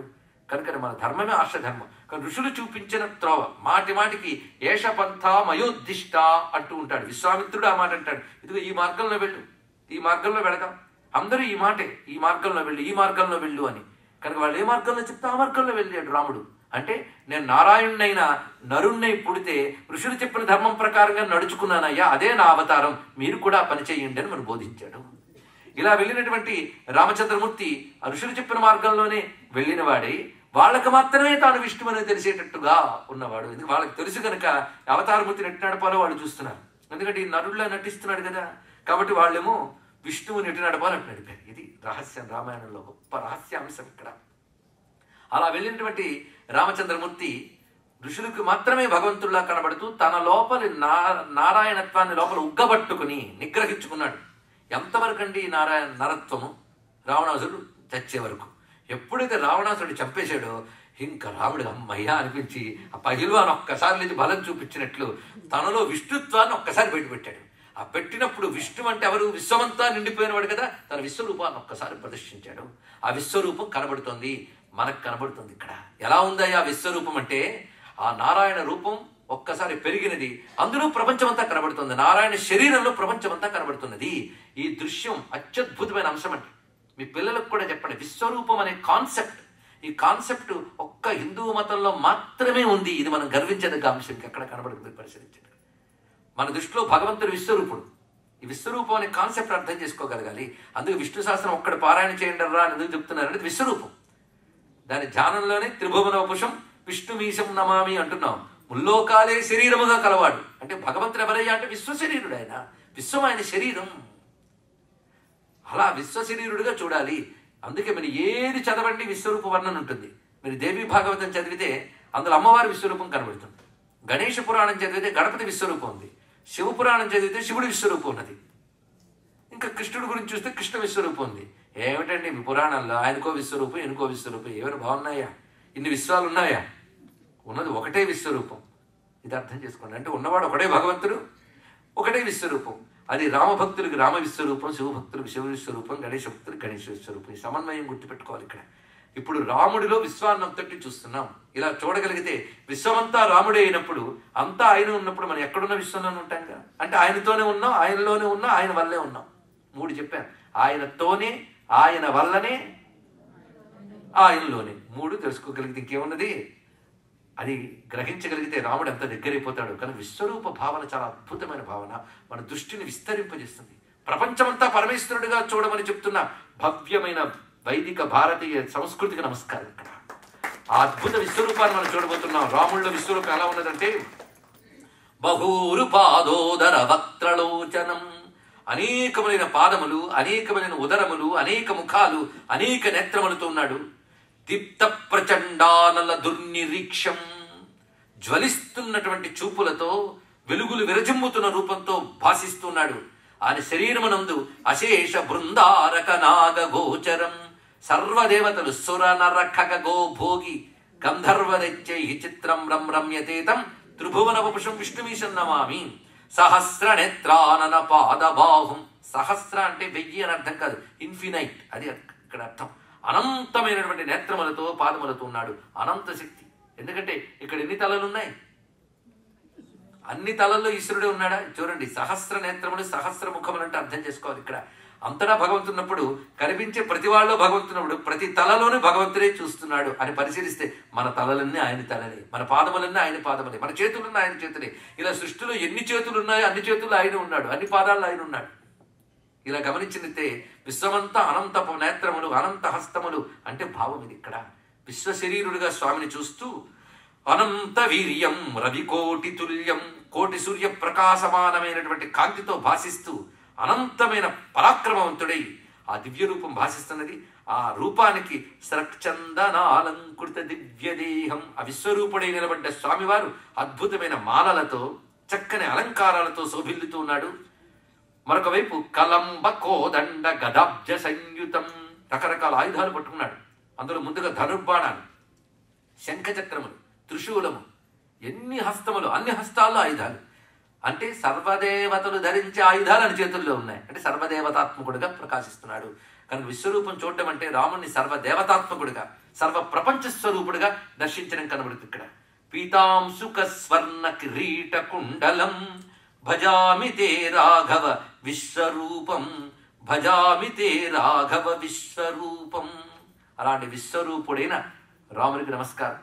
మొత్తం బ్రహ్మకృత రామస్తుతి సారం అని 3 శ్లోకాల్లో చెప్పుకున్నాం. ఆ విశ్వరూప రామస్తుతి మహిమాన్వితమైనది. అలాంటి మహిమాన్వితమైన శ్లోకాలు చెప్పుకున్న ధన్యులమయం. ఇవాళ ప్రారంభం నుంచి కూడా రామ చైతన్య ప్రవాహం విజృంభించి మనకు కనబడుతున్నది. జయరాముని దర్శించాం, విశ్వరూపరాముని దర్శించాం. ఇప్పుడు రక్షారాముని చూడబోతున్నాం. రక్షారాముడు, రామరక్షా స్తోత్రం చాలా మందికి తెలిసింది కదండి. ఇక్కడ రామరక్షా స్తోత్రం, రామనామ సామాన్యం కాదు. రాముడు రక్షామూర్తి, జయమూర్తి, రక్షామూర్తి. ఇవన్నీ గుర్తుపెట్టుకుంటే ఎల్లుండి కల్లా ఎన్ని రాములను చూసామో తెలుసుకోగలం. ఇక్కడ రాముడు రక్ష, శ్రీరామ రక్ష, అది అలా గుర్తుండిపోవాలి మనది. శ్రీరామ రక్ష, సర్వజగత్ రక్ష అంటూ ఉంటాం మనం. ఇక్కడ రామరక్ష, రాముడు అంటే రక్షామూర్తి. ఎందుకంటే రామచంద్రమూర్తి పుట్టిందే రక్ష కోసం, లోకాన్ని రక్షించడం కోసం. అసలు రాముడిని తలంచుకుంటేనే ఒక రక్ష లభిస్తుంది. ఇక్కడ ఆ రక్షకు సంబంధించిన స్తోత్రం అనుకున్నది రామరక్షా స్తోత్రం అని బుధకౌశికముని రచించారు. ఆ రామరక్షామూర్తి యొక్క స్వరూపాన్ని మనం ఇక్కడ చూడబోతున్నాం. కోదండ దీక్షా గురుమాది మూలం గుణాశ్రయం చందన కుంకుమాంకం సలక్ష్మణం సర్వజనాంతరస్థం పరాత్పరం రామమహం నమామి, పరాత్పరం రామమహం నమామి. కోదండ దీక్షాగురు అంటే కోదండ విద్యలు గురువు వంటి వాడు. ఎందుకంటే గురువుకి విద్య సంపూర్ణంగా తెలుస్తుంది కనుక కోదండ విద్య రామచంద్రమూర్తి వద్ద సంపూర్ణంగా ఉన్నది, ధనుర్విద్యామూర్తి. అందుకే రక్షా స్వరూపంలో అద్భుతమైన కోదండం ధరించిన రాముని ధ్యానిస్తున్నాం. అతను మామూలు రాముడు కాదు, ఆది మూలం, సర్వ ప్రపంచానికి మూలమైన విష్ణువు. గుణాశ్రయం, సర్వగుణాలకి సద్గుణాలకి ఆశ్రయమైన వాడు. చందనము కుంకుమ మొదలైనవి ధరించిన వాడు. సలక్ష్మణం, లక్ష్మణ సమేతుడు. ఇది చాలా ముఖ్యమైన అంశం. రామరక్షామూర్తిని ఎప్పుడు ధ్యానించినా లక్ష్మణ సమేతంగా ధ్యానించాలి. అందుకే మహానుభావుడు హనుమంతుడు అంతవరకు సుందరకాండలో సీతమ్మని అన్వేషిస్తే సీతమ్మ జాడ దొరకలేదు. ఆఖరికి నిరాశపడ్డాడు. తాను వెతకని చోటు లేదు అనుకున్నాడు. అన్నీ వెతికేనే కనుక నిరాశపడి ఇక్కడ సీతమ్మ లేనట్లే, ఇంకా నేను ఎందుకు వెళ్ళడం, అక్కడికి వెళ్ళి వార్త చెప్పడం ఎందుకు, ఇక్కడే ఉండిపోతాను, ఇక్కడ ఉండి తపస్సు చేసుకుంటూ ఉంటాను. అన్నాడు. అంటే అన్నీ వెతికాను, ఇంకా మార్గం లేదు అనుకున్నాడు. చూడండి ఇక్కడ ఆ సమయంలో ఆయనకి అశోకవనం కనబడింది. ఇక్కడ మనకి జీవితంలో అన్వయించుకుంటే మనం చేయాల్సింది చేసాం, ఇంకా హోప్స్ లేవండి అనుకుంటుంటాం. నీకు లేవు, కానీ ఈశ్వరుడికి తెలుసు మార్గం, ఆయన ఇస్తాడు తప్పకుండా. అది గుర్తుపెట్టుకోవాలి. మనం ఎన్ని ప్రయత్నాలు చేయాలి సిన్సియర్గా, మన ప్రయత్నాలని వేస్ట్ అనిపిస్తుంది, కానీ ఈశ్వరుడిని ఆశ్రయిస్తే తప్పకుండా ఆయన నీకు మార్గం చూపిస్తాడు. ముందు అన్నీ నా వల్లే అవుతాయన్న అహంకారం తీసేస్తాడు. ఇక్కడ అధ్యాత్మ రామాయణం అత్యద్భుతమైన మాట చెప్పింది. అంతా వెతికి వెతికి సీతమ్మ జాడ కానరాక ఒక నిరాశకి, ఒక నిస్పృహకి లోనే హనుమస్వామి ఒక కోట బురుజు మీద కూర్చుంటాడు. అప్పుడు ఇంకా తెల్లవారడానికి ఇంకా సమయం ఉన్నది, రాత్రి చివరి దశ. ఆ సమయంలో ఆయనకి ఒక్కసారి అశోకవనం కనబడింది. ఇంత తిరిగినప్పుడు ఎందుకు కనబడలేదు, ఇప్పుడు ఎందుకు కనబడింది? అదే భగవంతుడు అంటే తెలుసుకోండి. ఇక్కడ స్ఫురణయే భగవంతుడు. నీకు సరి అయిన కాలంలో సరి అయిన ఆలోచన స్ఫురిస్తుందే స్ఫురణ భగవంతుడు. అంతేగాని భగవంతుడు నిన్ను రక్షించడం అంటే నీ పక్కన బాడీ గార్డ్లో కర్ర పట్టుకు తిరుగుతాడు అనుకోవద్దు. నీ బుద్ధికి సరి అయిన సమయంలో సరి అయిన ఆలోచనను స్ఫురింపజేస్తాడు. అది భగవంతుడు అంటే, భగవంతుడి దయ అంటే. ఇది గ్రహించగలిగితే చాలు. అందుకే నదేవో దండమాదాయ రక్షంతి పశుపాలవత్ అన్నారు పెద్దలు. పశుపాలకుళ్ళని పక్కన ఎప్పుడు కరపట్టుకు తిరుగుతాడు అనుకోవద్దయ్యా. ఎవరిని రక్షించదలుచుకున్నాడో వాడి బుద్ధికి సరి అయిన ఆలోచన ఇస్తాడంతే. అది బుద్ధిని బాగు చేయమని భగవంతుని అడిగితే చాలు. అది ధియో యోన ప్రచోదయాత్. ఇంకోటి ఏమన్నది, బుద్ధిని బాగు చేయమని అడిగితే అన్నీ బాగుంటాయి, బుద్ధి బాగుంటే అన్నీ బాగుంటాయి. అది తప్ప అన్నీ అడుగుతాం. అది వచ్చు. ఇక్కడ గొప్ప మాట అధ్యాత్మ రామాయణం చెప్తోంది. ఇక్కడ ఇతి చింతయమానస్య హనుమాన్ ఇలా చింతన చేస్తున్నటువంటి హనుమాన్ ఇతి చింతయమానస్య రామదూతస్య ధీమతః బుద్ధియోగం దదౌ శ్రీమాన్ రామస్తస్య హృది స్థితః. ఈ మాట ఉంటుందని అధ్యాత్మరామాయణం అత్యద్భుతమైన మాట. చూడండి, ఇది ఎలా ఎప్పుడు మన జీవితంలో ఇప్పుడు గుర్తుపెట్టుకోవాలి. ఇక్కడ ఇది చింతయమానస్, ఈ విధంగా ఆలోచిస్తున్నటువంటి హనుమంతునికి బుద్ధియోగం దదౌ శ్రీమాన్ రామ, ఆయన బుద్ధియోగాన్ని ఇచ్చాడు రాముడు. బుద్ధియోగం అని వరుడు కాయిన్ చేశాడు. ఇక్కడ చూడండి, ఇక్కడ దదామి బుద్ధియోగం. భగవద్గీతలో స్వామి మాట్లాడతాడు ఈ మాటలు. ఇక్కడ మళ్ళీ అధ్యాత్మ రామాయణం చెప్తుంది ఇక్కడ మాట. బుద్ధియోగం అంటే అర్థం ఏంటంటే సరైన సమయంలో నువ్వు బాగుపడే సరైన ఆలోచన భగవంతుడు ఇస్తాడు. అయితే దానికి నువ్వేం చేయాలి? అదొకటి ఉన్నది కదా. ఆయన్ని చింతన చేసి ఆశ్రయిస్తే నీకు సరైన సమయంలో సరైన ఆలోచన భగవంతుడు ఇస్తాడు. అందుకే బుద్ధియోగం దదౌ శ్రీమాన్ రామ. ఎక్కడి నుంచి ఇచ్చాడు బుద్ధిని? అయోధ్య నుంచి పంపించాడు, కిష్కింధ నుంచి పంపించాడు. ఒకసారి ఆలోచించండి. అద్భుతమైన మాట అంటుంది అధ్యాత్మరామాయణం. రామ తస్య హృది స్థితః. ఆయన హృదయంలో ఉన్న రాముడు హనుమంతునికి ఆ సమయంలో బుద్ధియోగాన్ని ఇచ్చాడు. కనుక ఎవడు హృదయంలో నిరంతరం భగవంతుడిని స్మరిస్తాడో వాడికి సరి అయిన సమయంలో సరి అయిన ఆలోచనని భగవంతుడే స్ఫురింపజేస్తాడు అనడానికి ఇంతకంటే ఇంక ఉదాహరణ ఏం కావాలి? హనుమస్వామి వారికి అప్పుడు అశోకవనం కనబడి ఇంకా దానిలోకి వెళదామని బయలుదేరుతూ ఒక్కసారి ప్రార్థన చేస్తున్నాడు. ఇంతవరకు ఆయన తిరిగేటప్పుడు ఇక్కడికి వెళ్ళేటప్పుడు మాత్రం ప్రార్థన చేస్తున్నాడు. అంటే నేను ఇవాళ అశోకవనాన్ని చూడగలిగాను అంటే ఎవరు స్ఫురింపజేశారు? ఆ స్వామికి నమస్కారము అంటూ అత్యద్భుతమైన మంత్రాన్ని ఇక్కడ చెప్తున్నాడు. ఇవాళ సుందరకాండ నుంచి 2 మంత్రాలు మనం తెలుసుకోగలుగుతున్నాం. నమోస్తు రామాయ సలక్ష్మణాయ దేవ్యై చ తస్యై జనకాత్మజాయై నమోస్తు రుద్రేంద్ర యమానిలేభ్యో నమోస్తు చంద్రార్క మరుద్గణేభ్యః. ఇది ఒక మంత్రం. అందులో మొదటి వాక్యం చాలా గొప్పగా కనబడుతుంది. నమోస్తు రామాయ, తన ఇష్టదైవానికి నమస్కరించాడు. స లక్ష్మణాయ, రాముడికో నమస్కారం లక్ష్మణుడికో నమస్కారం కాదు ఇందులో ఉన్నది. లక్ష్మణుడితో ఉన్న రాముడికి నమస్కారం. ఆయన మొదటి నుంచి కనబడ్డాడు, ఆయనే లక్ష్మణుడితో సహా కలిశాడు. మీరు కూడా ఒక్కసారి ఆలోచించండి. రామాయణంలో మొదటి నుండి చివరి వరకు రాముడిని అంటి పెట్టుకున్నవాడు లక్ష్మణుడే. సీత లేని రాముడు కనబడతాడు కానీ లక్ష్మణుడు లేని రాముడు కనబడ్డాడు. లక్ష్మణుడు వెళితే వెంటనే రాముడు వెళ్ళిపోయాడు, అవతారం చాలించి. అవునా లేదా? లక్ష్మణ సహితంగానే ఉంటాడు. ఆఖరికి విశ్వామిత్ర వారు, ఆఖరికి అంటే మొదట్లో విశ్వామిత్ర వారు వచ్చి యాగరక్షణకి రావయ్యా మీ పెద్ద అబ్బాయిని పంపించన్నాడు.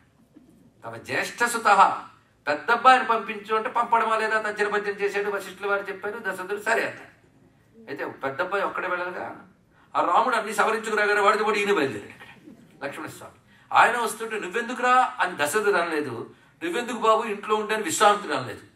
Take it granted. రాముడు వస్తే లక్ష్మణుడు వస్తాడు, అంతే.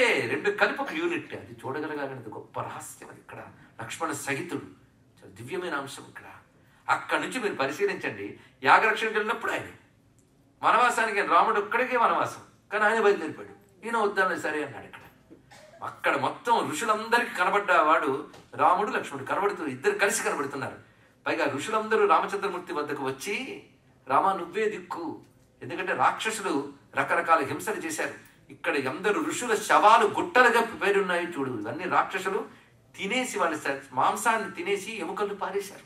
వాళ్ళు గుట్టలు పడి ఉన్నాయి. ఋషులు సామాన్యులు కాదు, తలంచుకుంటే శపించగలరు. కానీ చేసిన తపస్సు అంతా శాపానికి ఖర్చు చేస్తే ఇంకా వాళ్ళ తపస్సు లోకానికి ఏం ఖర్చు అవుతుంది? కనుక లోకక్షేమం కోసం తపస్సు చేస్తున్న ఋషుల్ని కాపాడవలసిన బాధ్యత నీది అనగానే రామచంద్రమూర్తి ధనుస్సు పట్టుకుని వింటినారి మీటి, రాముడు ఎక్కడుంటాడో అక్కడ ఆర్త శబ్దము వినబడకూడదు అన్నట్ట. చూడండి, అద్భుతమైన మాట. ఇక్కడ ఆర్త శబ్దము అంటే బాధ అనేది ఉండకూడదు. ఇది రాముడు చేసిన ప్రతిజ్ఞ. రాముడిని నమ్మిన వారికి బాధ ఉండకూడదు. కనుక సత్పురుషులకి పీడ కలగకుండా చేయడం నా బాధ్యత. కనుక మిమ్మల్ని రక్షిస్తాను. మీరు సామాన్యులు కాదు, ఒక్కొక్కరు మహాత్ములు. శరణ్యాహ శరణంగత, గొప్ప మాట చెప్పాడు. సర్వలోకానికి దిక్కైన మీరు నన్ను దిక్కును చెప్తున్నారంటే మీ తపస్సుతోనే మీరు కొట్టగలిగి కూడా మీ తపస్సును లోకక్షేమం కోసం కాపాడి నా దగ్గరకు వచ్చి అడుగుతున్నారు. మిమ్మల్ని రక్షించడానికే నేను ఉన్నాను అన్నాడు ఇక్కడ. అలా రామచంద్రమూర్తి రక్షామూర్తిగా తిరిగాడు చివరి వరకు. ఆ తిరిగేటప్పుడు పక్క లక్ష్మణస్వామి ఉన్నాడు. చెట్టు చివరికి రావణునితో యుద్ధం చేసినప్పుడు లక్ష్మణుడు ఉన్నాడు. కనుక లక్ష్మణ సహితంగా రాముణ్ణి ధ్యానించాలి. ఇది గుర్తుపెట్టుకోవాలి. అదే నమోస్తు రామాయ సలక్ష్మణాయ. తర్వాత దేవి అయితే తస్యై జనకాత్మజాయ సీతమ్మకి ఇతర దేవతలకి నమస్కారం చేశారు. ఈ రామకర్ణామృత కర్త ఇంత రహస్యం తెలిసిన వాడు కనుక నమోస్తు రామాయ సలక్ష్మణాయ అన్న మకుటంతో 5 శ్లోకాలు రాశాడు. అంటే పంచరత్న స్తుతి అంటారు. ఈ పంచరత్న స్తుతి చేస్తే రక్ష లభిస్తుందని ఫలస్థితి కూడా చెప్తాడు. పంచరత్న స్తుతి కంజాత పత్రాయత లోచనాయ కర్ణావతం సోజ్వల కుండలాయ కారుణ్యపాత్రాయ సువంశజాయ నమోస్తు రామాయ సలక్ష్మణాయ. అక్కడ హనుమంతుడు చెప్పిన మొదటి పాదం ప్రతి శ్లోకానికి ఆఖరి పాదం చేసి ఎంత అద్భుతంగా మలచాడో చూడండి ఇక్కడ. అంటే ఆ వాక్యంలో ఉన్న శక్తి ఈ కవికి తెలిసింది, ఉపాసకుడికి తెలిసింది. అందుకని అలా పట్టుకుని వస్తున్నాడు ఇక్కడ. విద్యున్నిభాంబోధ సువిగ్రహాయ విద్యాధరై సంస్తుత సద్గుణాయ వీరావతారాయ విరోధి హంత్రే నమోస్తు రామాయ సలక్ష్మణాయ సంసక్త దివ్యాయుధ కార్ముకాయ సముద్ర గర్వాపహరాయుధాయ సుగ్రీవ మిత్రాయ సురారి హంత్రే నమోస్తు రామాయ సలక్ష్మణాయ. ఈ శ్లోకాలు మీరు చదువుతుంటే ఇంచుమించు అర్థమైపోతుంది. ఆయన రూపాన్ని వర్ణించారు. ఆ రూపం కూడా ధనుస్సు పట్టుకుని వీరుడిగా ఉన్న రాముడిని చూపిస్తున్నారు. ఆయన ఎవరెవరిని రక్షించాడో చెప్తూ వస్తున్నారు. ఆ రామరక్షణ ఎలా పెడుతున్నారో చూడండి ఇక్కడ. సుగ్రీవ మిత్రాయ సురారి హంత్రే అంటే రాక్షసుని సంహరించిన వాడు. సముద్ర గర్వాపహరాయుధాయ రక్షించడానికి కావలసిన సమర్థత ఆయన దగ్గర ఉన్నది. పీతాంబరాలంకృత మధ్యకాయ పితామహేంద్రామరవందితాయ బ్రహ్మాది దేవతల చేత పూజింపబడిన విశ్వరూపుడు. పిత్రే స్వభక్తస్య జనస్య మాత్రే, అందమైన మాట అన్నాడు ఇక్కడ. పిత్రే స్వభక్తస్య జనస్య మాత్రే, తన భక్తజనులకి తల్లి తండ్రి అయిన వాడు అన్నారు ఇక్కడ. తల్లి తండ్రి పిల్లల్ని ఎలా కాపాడుకుంటారో అలా కాపాడుకుంటాడు తన భక్తుని రామచంద్రమూర్తి. అందుకే పిత్రే స్వభక్తస్య జనస్య మాత్రే, రక్షణ అంటే అదండి. తల్లి ఎలా రక్షిస్తుందో తండ్రి ఎలా రక్షిస్తాడో అలా రక్షించుకుంటాడు. పసిపిల్లాడికి ఏం తెలుస్తుంది అని ఏడవడం తప్ప, వాడు ఆఖరికి ఏడ్చాడా చేమకుట్టి ఏడ్చాడా కనిపెట్టు కాపాడుకునేది తల్లి. పిల్లవాడికి ఏం కావాలో చూసే తండ్రి. అదే తల్లిదండ్రుల్లా కనిపెట్టుకునే రక్ష రాముడి దగ్గర ఉంది అనే మాటని ఈ రక్షాస్తోత్రంలో చూపిస్తూ నమో నమస్తే ఖిల పూజితాయ నమో నమశ్చంద్ర నిభాననాయ నమో నమస్తే రఘువంశజాయ నమోస్తు రామాయ సలక్ష్మణాయ. 5 రత్నాలు చెప్పుకున్నాం. ఇమాని పంచరత్నాని త్రిసంధ్యం యప్పఠేన్నర సర్వపాప విరున్ముక్త సయాతి పరమాంగతం. ఇది మంత్రశ్లోకములు. ఈ రక్షామూర్తి స్వరూపంలో లక్ష్మణ సహితంగా ధ్యానించడం మనకు చెప్తూ ఆత్మసజ్జ ధనుషౌ ఇషు స్పృశౌ అక్షయాసు గనిషంగ సంగినౌ రక్షణాయ మమ రామ లక్ష్మణౌ అగ్రతపతి సదైవ గచ్చతాం. ఎప్పుడైనా సరే ప్రయాణానికి బయలుదేరేటప్పుడు రామలక్ష్మణుడు తలంచుకుని బయలుదేరితే చాలుట ఫలితం లభిస్తుంది. ఆ రామలక్ష్మణుడు ఎలా ధ్యానించాలో చూడండి. ఆత్మసజ్జ ధనుషం. ఇప్పుడు ఈ చదివిన శ్లోకం కూడా రామకర్ణామృతంలో ఉన్నది. అంటే ధనుస్సుకి వింటినారికి బాణాన్ని సంధించి రెడీగా ఉన్నవారు. అంతేగాని ఎప్పుడు శత్రువులు వస్తే అప్పుడు తీద్దామని కాకుండా రెడీగా ఉన్నట్టు వాళ్ళు ఇక్కడ. ఆత్మసజ్జ ధనుషవు ఇషుస్పుషవు అంటే ఆ ధనుసుకు బాణం తగిలింది. అలా ఉన్నటువంటి ఇది ద్వివచనంలో చెప్తున్నారు. ఆత్మసజ్జ ధనుషవు ఇషుస్పృశవు అక్షయాసు గనిషంగ సంఖ్యనవు. అక్షయమైన తూణీరములు అమ్ముల పొదులు ఈ భుజానికి ఆ భుజానికి ఉన్నాయి. అలా ఉన్న రామలక్ష్మణులు అగ్రతపది సదైవ గచ్చత, నా ముందు ఎప్పుడు ఉండుగాక అనే ప్రార్థన ఇందులో కనబడుతుంది. ఇక్కడ సన్నద్ధ కవచీ ఖడ్గీ చాపబాణ ధరో యువ గచ్చన్ మమాగ్రతో నిత్యం రామపాతు సలక్ష్మణ. రామపాతు సలక్ష్మణ ఎక్కడెక్కడ చూడండి రక్షాస్తోత్రం. ఒక మాట శ్లోకం మీకు బాగా పరిచయం ఉంది, మరుగుడు చెప్తున్నా.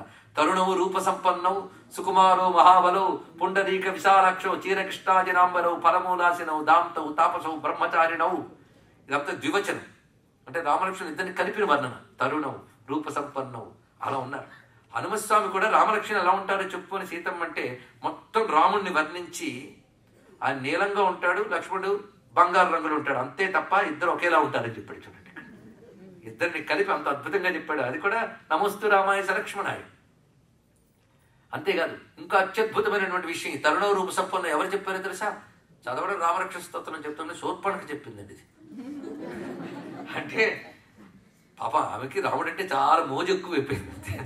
కానీ అధర్మం పార్గంలో వచ్చిందని దెబ్బతింది. కానీ తర్వాత జన్మలో కుబ్జ అయి తరించిపోయింది, అది వేరే విషయం. కానీ ఆ మహాత్మురాలు అంత ఆవిడికి రాముడి మీద కోపం వచ్చింది.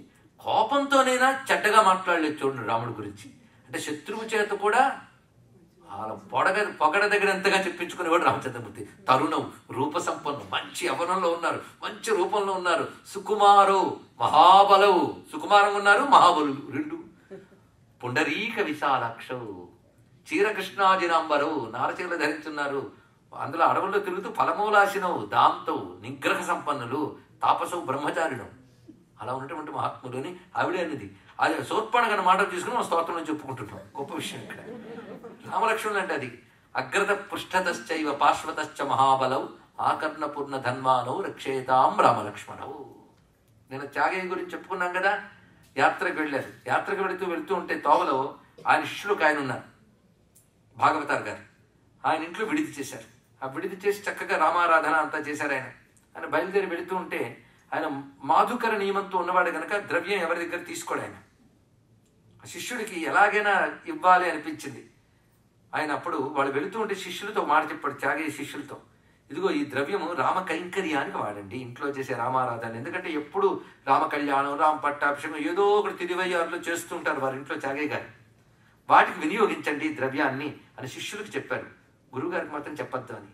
సరే పల్లకి బయలుదేరింది. పల్లకిలో ఆయన కూర్చున్న పరుపు కింద పెట్టారు. పల్లకి వెళుతుంది. ఎవరికి తెలిసినా తెలిగిపోయినా కొందరు దొంగలకు తెలిసిందట. వాళ్ళు తెలివితేటలు వాడుకుంటాయి. పల్లకి కదులుతూ ఉంటే ఆ ద్రవ్యం కాజేయడానికి ఆ దొంగల ముందు రాళ్లు విసురుతూ ఉన్నారు. అంటే త్యాగయ్య శిష్యుని పిలిచి, మన మీద రాళ్ళు విసరడానికి ఏముందయ్యా మన దగ్గర, పాపం వాళ్ళకి పిలువు చెప్పు ఏమీ లేదని. ఏమీ లేదు కదండి ఉందండి అన్నారు. రాముడు సముడు రాముడే చూసుకుంటాడు అనుకుని ఒక్కసారి ఆయన భావన చేశారండి.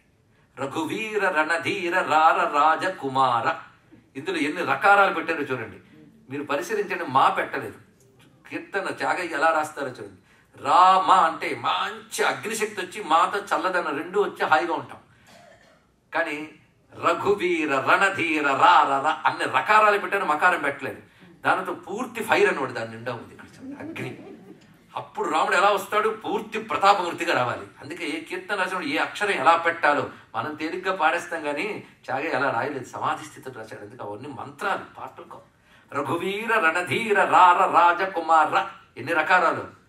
ఇది హుస్సేన్ రాగం. ఈ రాగమే శౌర్య రాగం, శౌర్య ప్రధాన రాగం. ఆ రాగానికి ఒక లక్షణం ఉంది చూసారా. భారతీయ సంగీతం రాగానికి శక్తి ఉంటుంది, మాటకి శక్తి ఉంటుంది, స్వరానికి శక్తి ఉంటుంది, అక్షరానికి శక్తి ఉంటుంది. భారతీయ సంగీతం భగవత్ స్వరూపం తెలుసుకోండి. ఎక్కడ కనబడుతుంది ఆ మాట అంటూనే ఆయన మరొక కీర్తనలోకి వెళ్ళాడు. ముందు వెనుక ఇరు ప్రక్కలతోడై మురఖరహర రారా రారా చండ భాస్కర కులాబ్ధి చంద్ర కోదండపాణి రారా.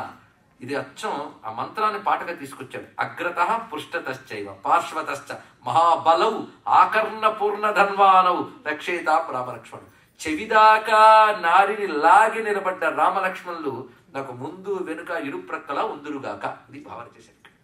అది సంస్కృతంలో మంత్రం చెప్తే తెలుగులో తీసుకొచ్చి ముందు వెనుక ఇరు ప్రక్కల తోడై మురఖరహర. మొత్తం రాముడిని కృష్ణుని కలిపేశాడు ఇక్కడ. మురహరుడు అంటే కృష్ణుడు, మురాసురు సంహారం చేశాడు. కరహరుడు అంటే రాముడు. రాముడైనా కృష్ణుడైనా మా స్వామిగా. మురఖరహర రారా రారా చండభాస్కర కులాబ్ధి చంద్ర కోదండ పాణియై రారా అండగొలుచు సౌమిత్రి సహితుడై అమిత పరాక్రమ రారా. ఇది కీర్తన పాడాడు. రాళ్ళు ఇంక కురియలేదు, చక్కగా కావేరీ దాకా ఊరి దాకా వెళ్ళిపోయింది. ఆ కావేరీ నది రాగానే ప్రాతకాలం అయింది. సంధ్యావందనాది కృత్యాలు చేసుకోవడం కోసం అక్కడ పల్లకి నాపి ఆయన నదిలోకి దిగుతూ ఉంటే పరుగు పరుగున దొంగలు వచ్చి స్వామి నమస్కారం నమస్కారం అన్నాడు. మీరు ఎవరయ్యా బాబు అంటే నిన్న రాళ్ళేసి మేమే అన్నారు. పాపం మళ్ళీ మానేసరిగా వెళ్ళిపోండి అన్నాడు. క్షమించాను. కాదయ్యా బాబు, నీ మీద రాళ్ళు వేస్తుంటే నువ్వు ఏదో పాట పాడావు. మాకిద్దరు యువకులు కనబడ్డారు. ధనుర్బాణాల పట్టి నిలిపారు. అంతే, మా మీద బాణాలు వేయలేదు, పట్టి నిలిపారు. ఎవరిని చూస్తే చాలా హింసా ప్రవృత్తి పోతుందో ఆయన. మొన్న చెప్పుకున్నాం కదా, ఆయన ధనుర్బాణ పట్టి నిలపగలగానే ఆ రూపాన్ని చూస్తూ మేము నీ పల్లకి వెంట నడుచుకుంటూ వచ్చేసాం. వాళ్ళు మాయమైపోయారు. అంటే మిమ్మల్ని క్షమించాం, వెళ్ళండి, చాలదు. ఆ రూపం మరొక్కసారి చూడాలని మళ్ళీ పాడవయ్యా. ఓరుము నెట్టాడు చాగయ్య. పాడింది నేను, కనబడింది మీక. మొత్తానికి అండగొలుచు సౌమిత్రి సహితుడై ఆ రామస్వామి ఎలా రక్షిస్తాడో మనం చెప్పుకున్నాం. అటువంటి లక్ష్మణ సహితుడైన రామచంద్రమూర్తి యొక్క రక్ష అందరికీ లభించుగాక. శ్రీరామ రక్ష సర్వ జగద్రక్ష. సర్వం శ్రీరామచంద్ర చరణారవిందార్పణమస్తు. స్వస్తి. స్వస్తి ప్రజాభ్య పరిపాలయంతాం న్యాయేన మార్గేణ మహిం మహిషాః. గోబ్రాహ్మణేభ్యః శుభమస్తు నిత్యం. లోకాః సమస్తాః సుఖినో భవంతు. కాళే వర్షతు పర్జన్యః పృథివీ సస్యశాలిని. దేశోऽयं క్షోభరహితో బ్రాహ్మణాः సంతు నిర్భయాः. అపుత్రాः పుత్రిణः సంతు పుత్రిణः సంతు పౌత్రిణः. అధనాः సధనాः సంతు జీవంతు శరదాం శతం. మంగళం కోసలేంద్రాయ మహనీయ గుణాత్మనే చక్రవర్తి తనూజాయ సార్వభౌమాయ మంగళం. శ్రీమద్రమారమణ గోవిందో హరి గోవింద. నమః పార్వతీపతయే. హర హర మహాదేవ. శ్రీ రామచంద్ర స్వామికి, శ్రీ రామభక్త హనుమాన్ కి జై.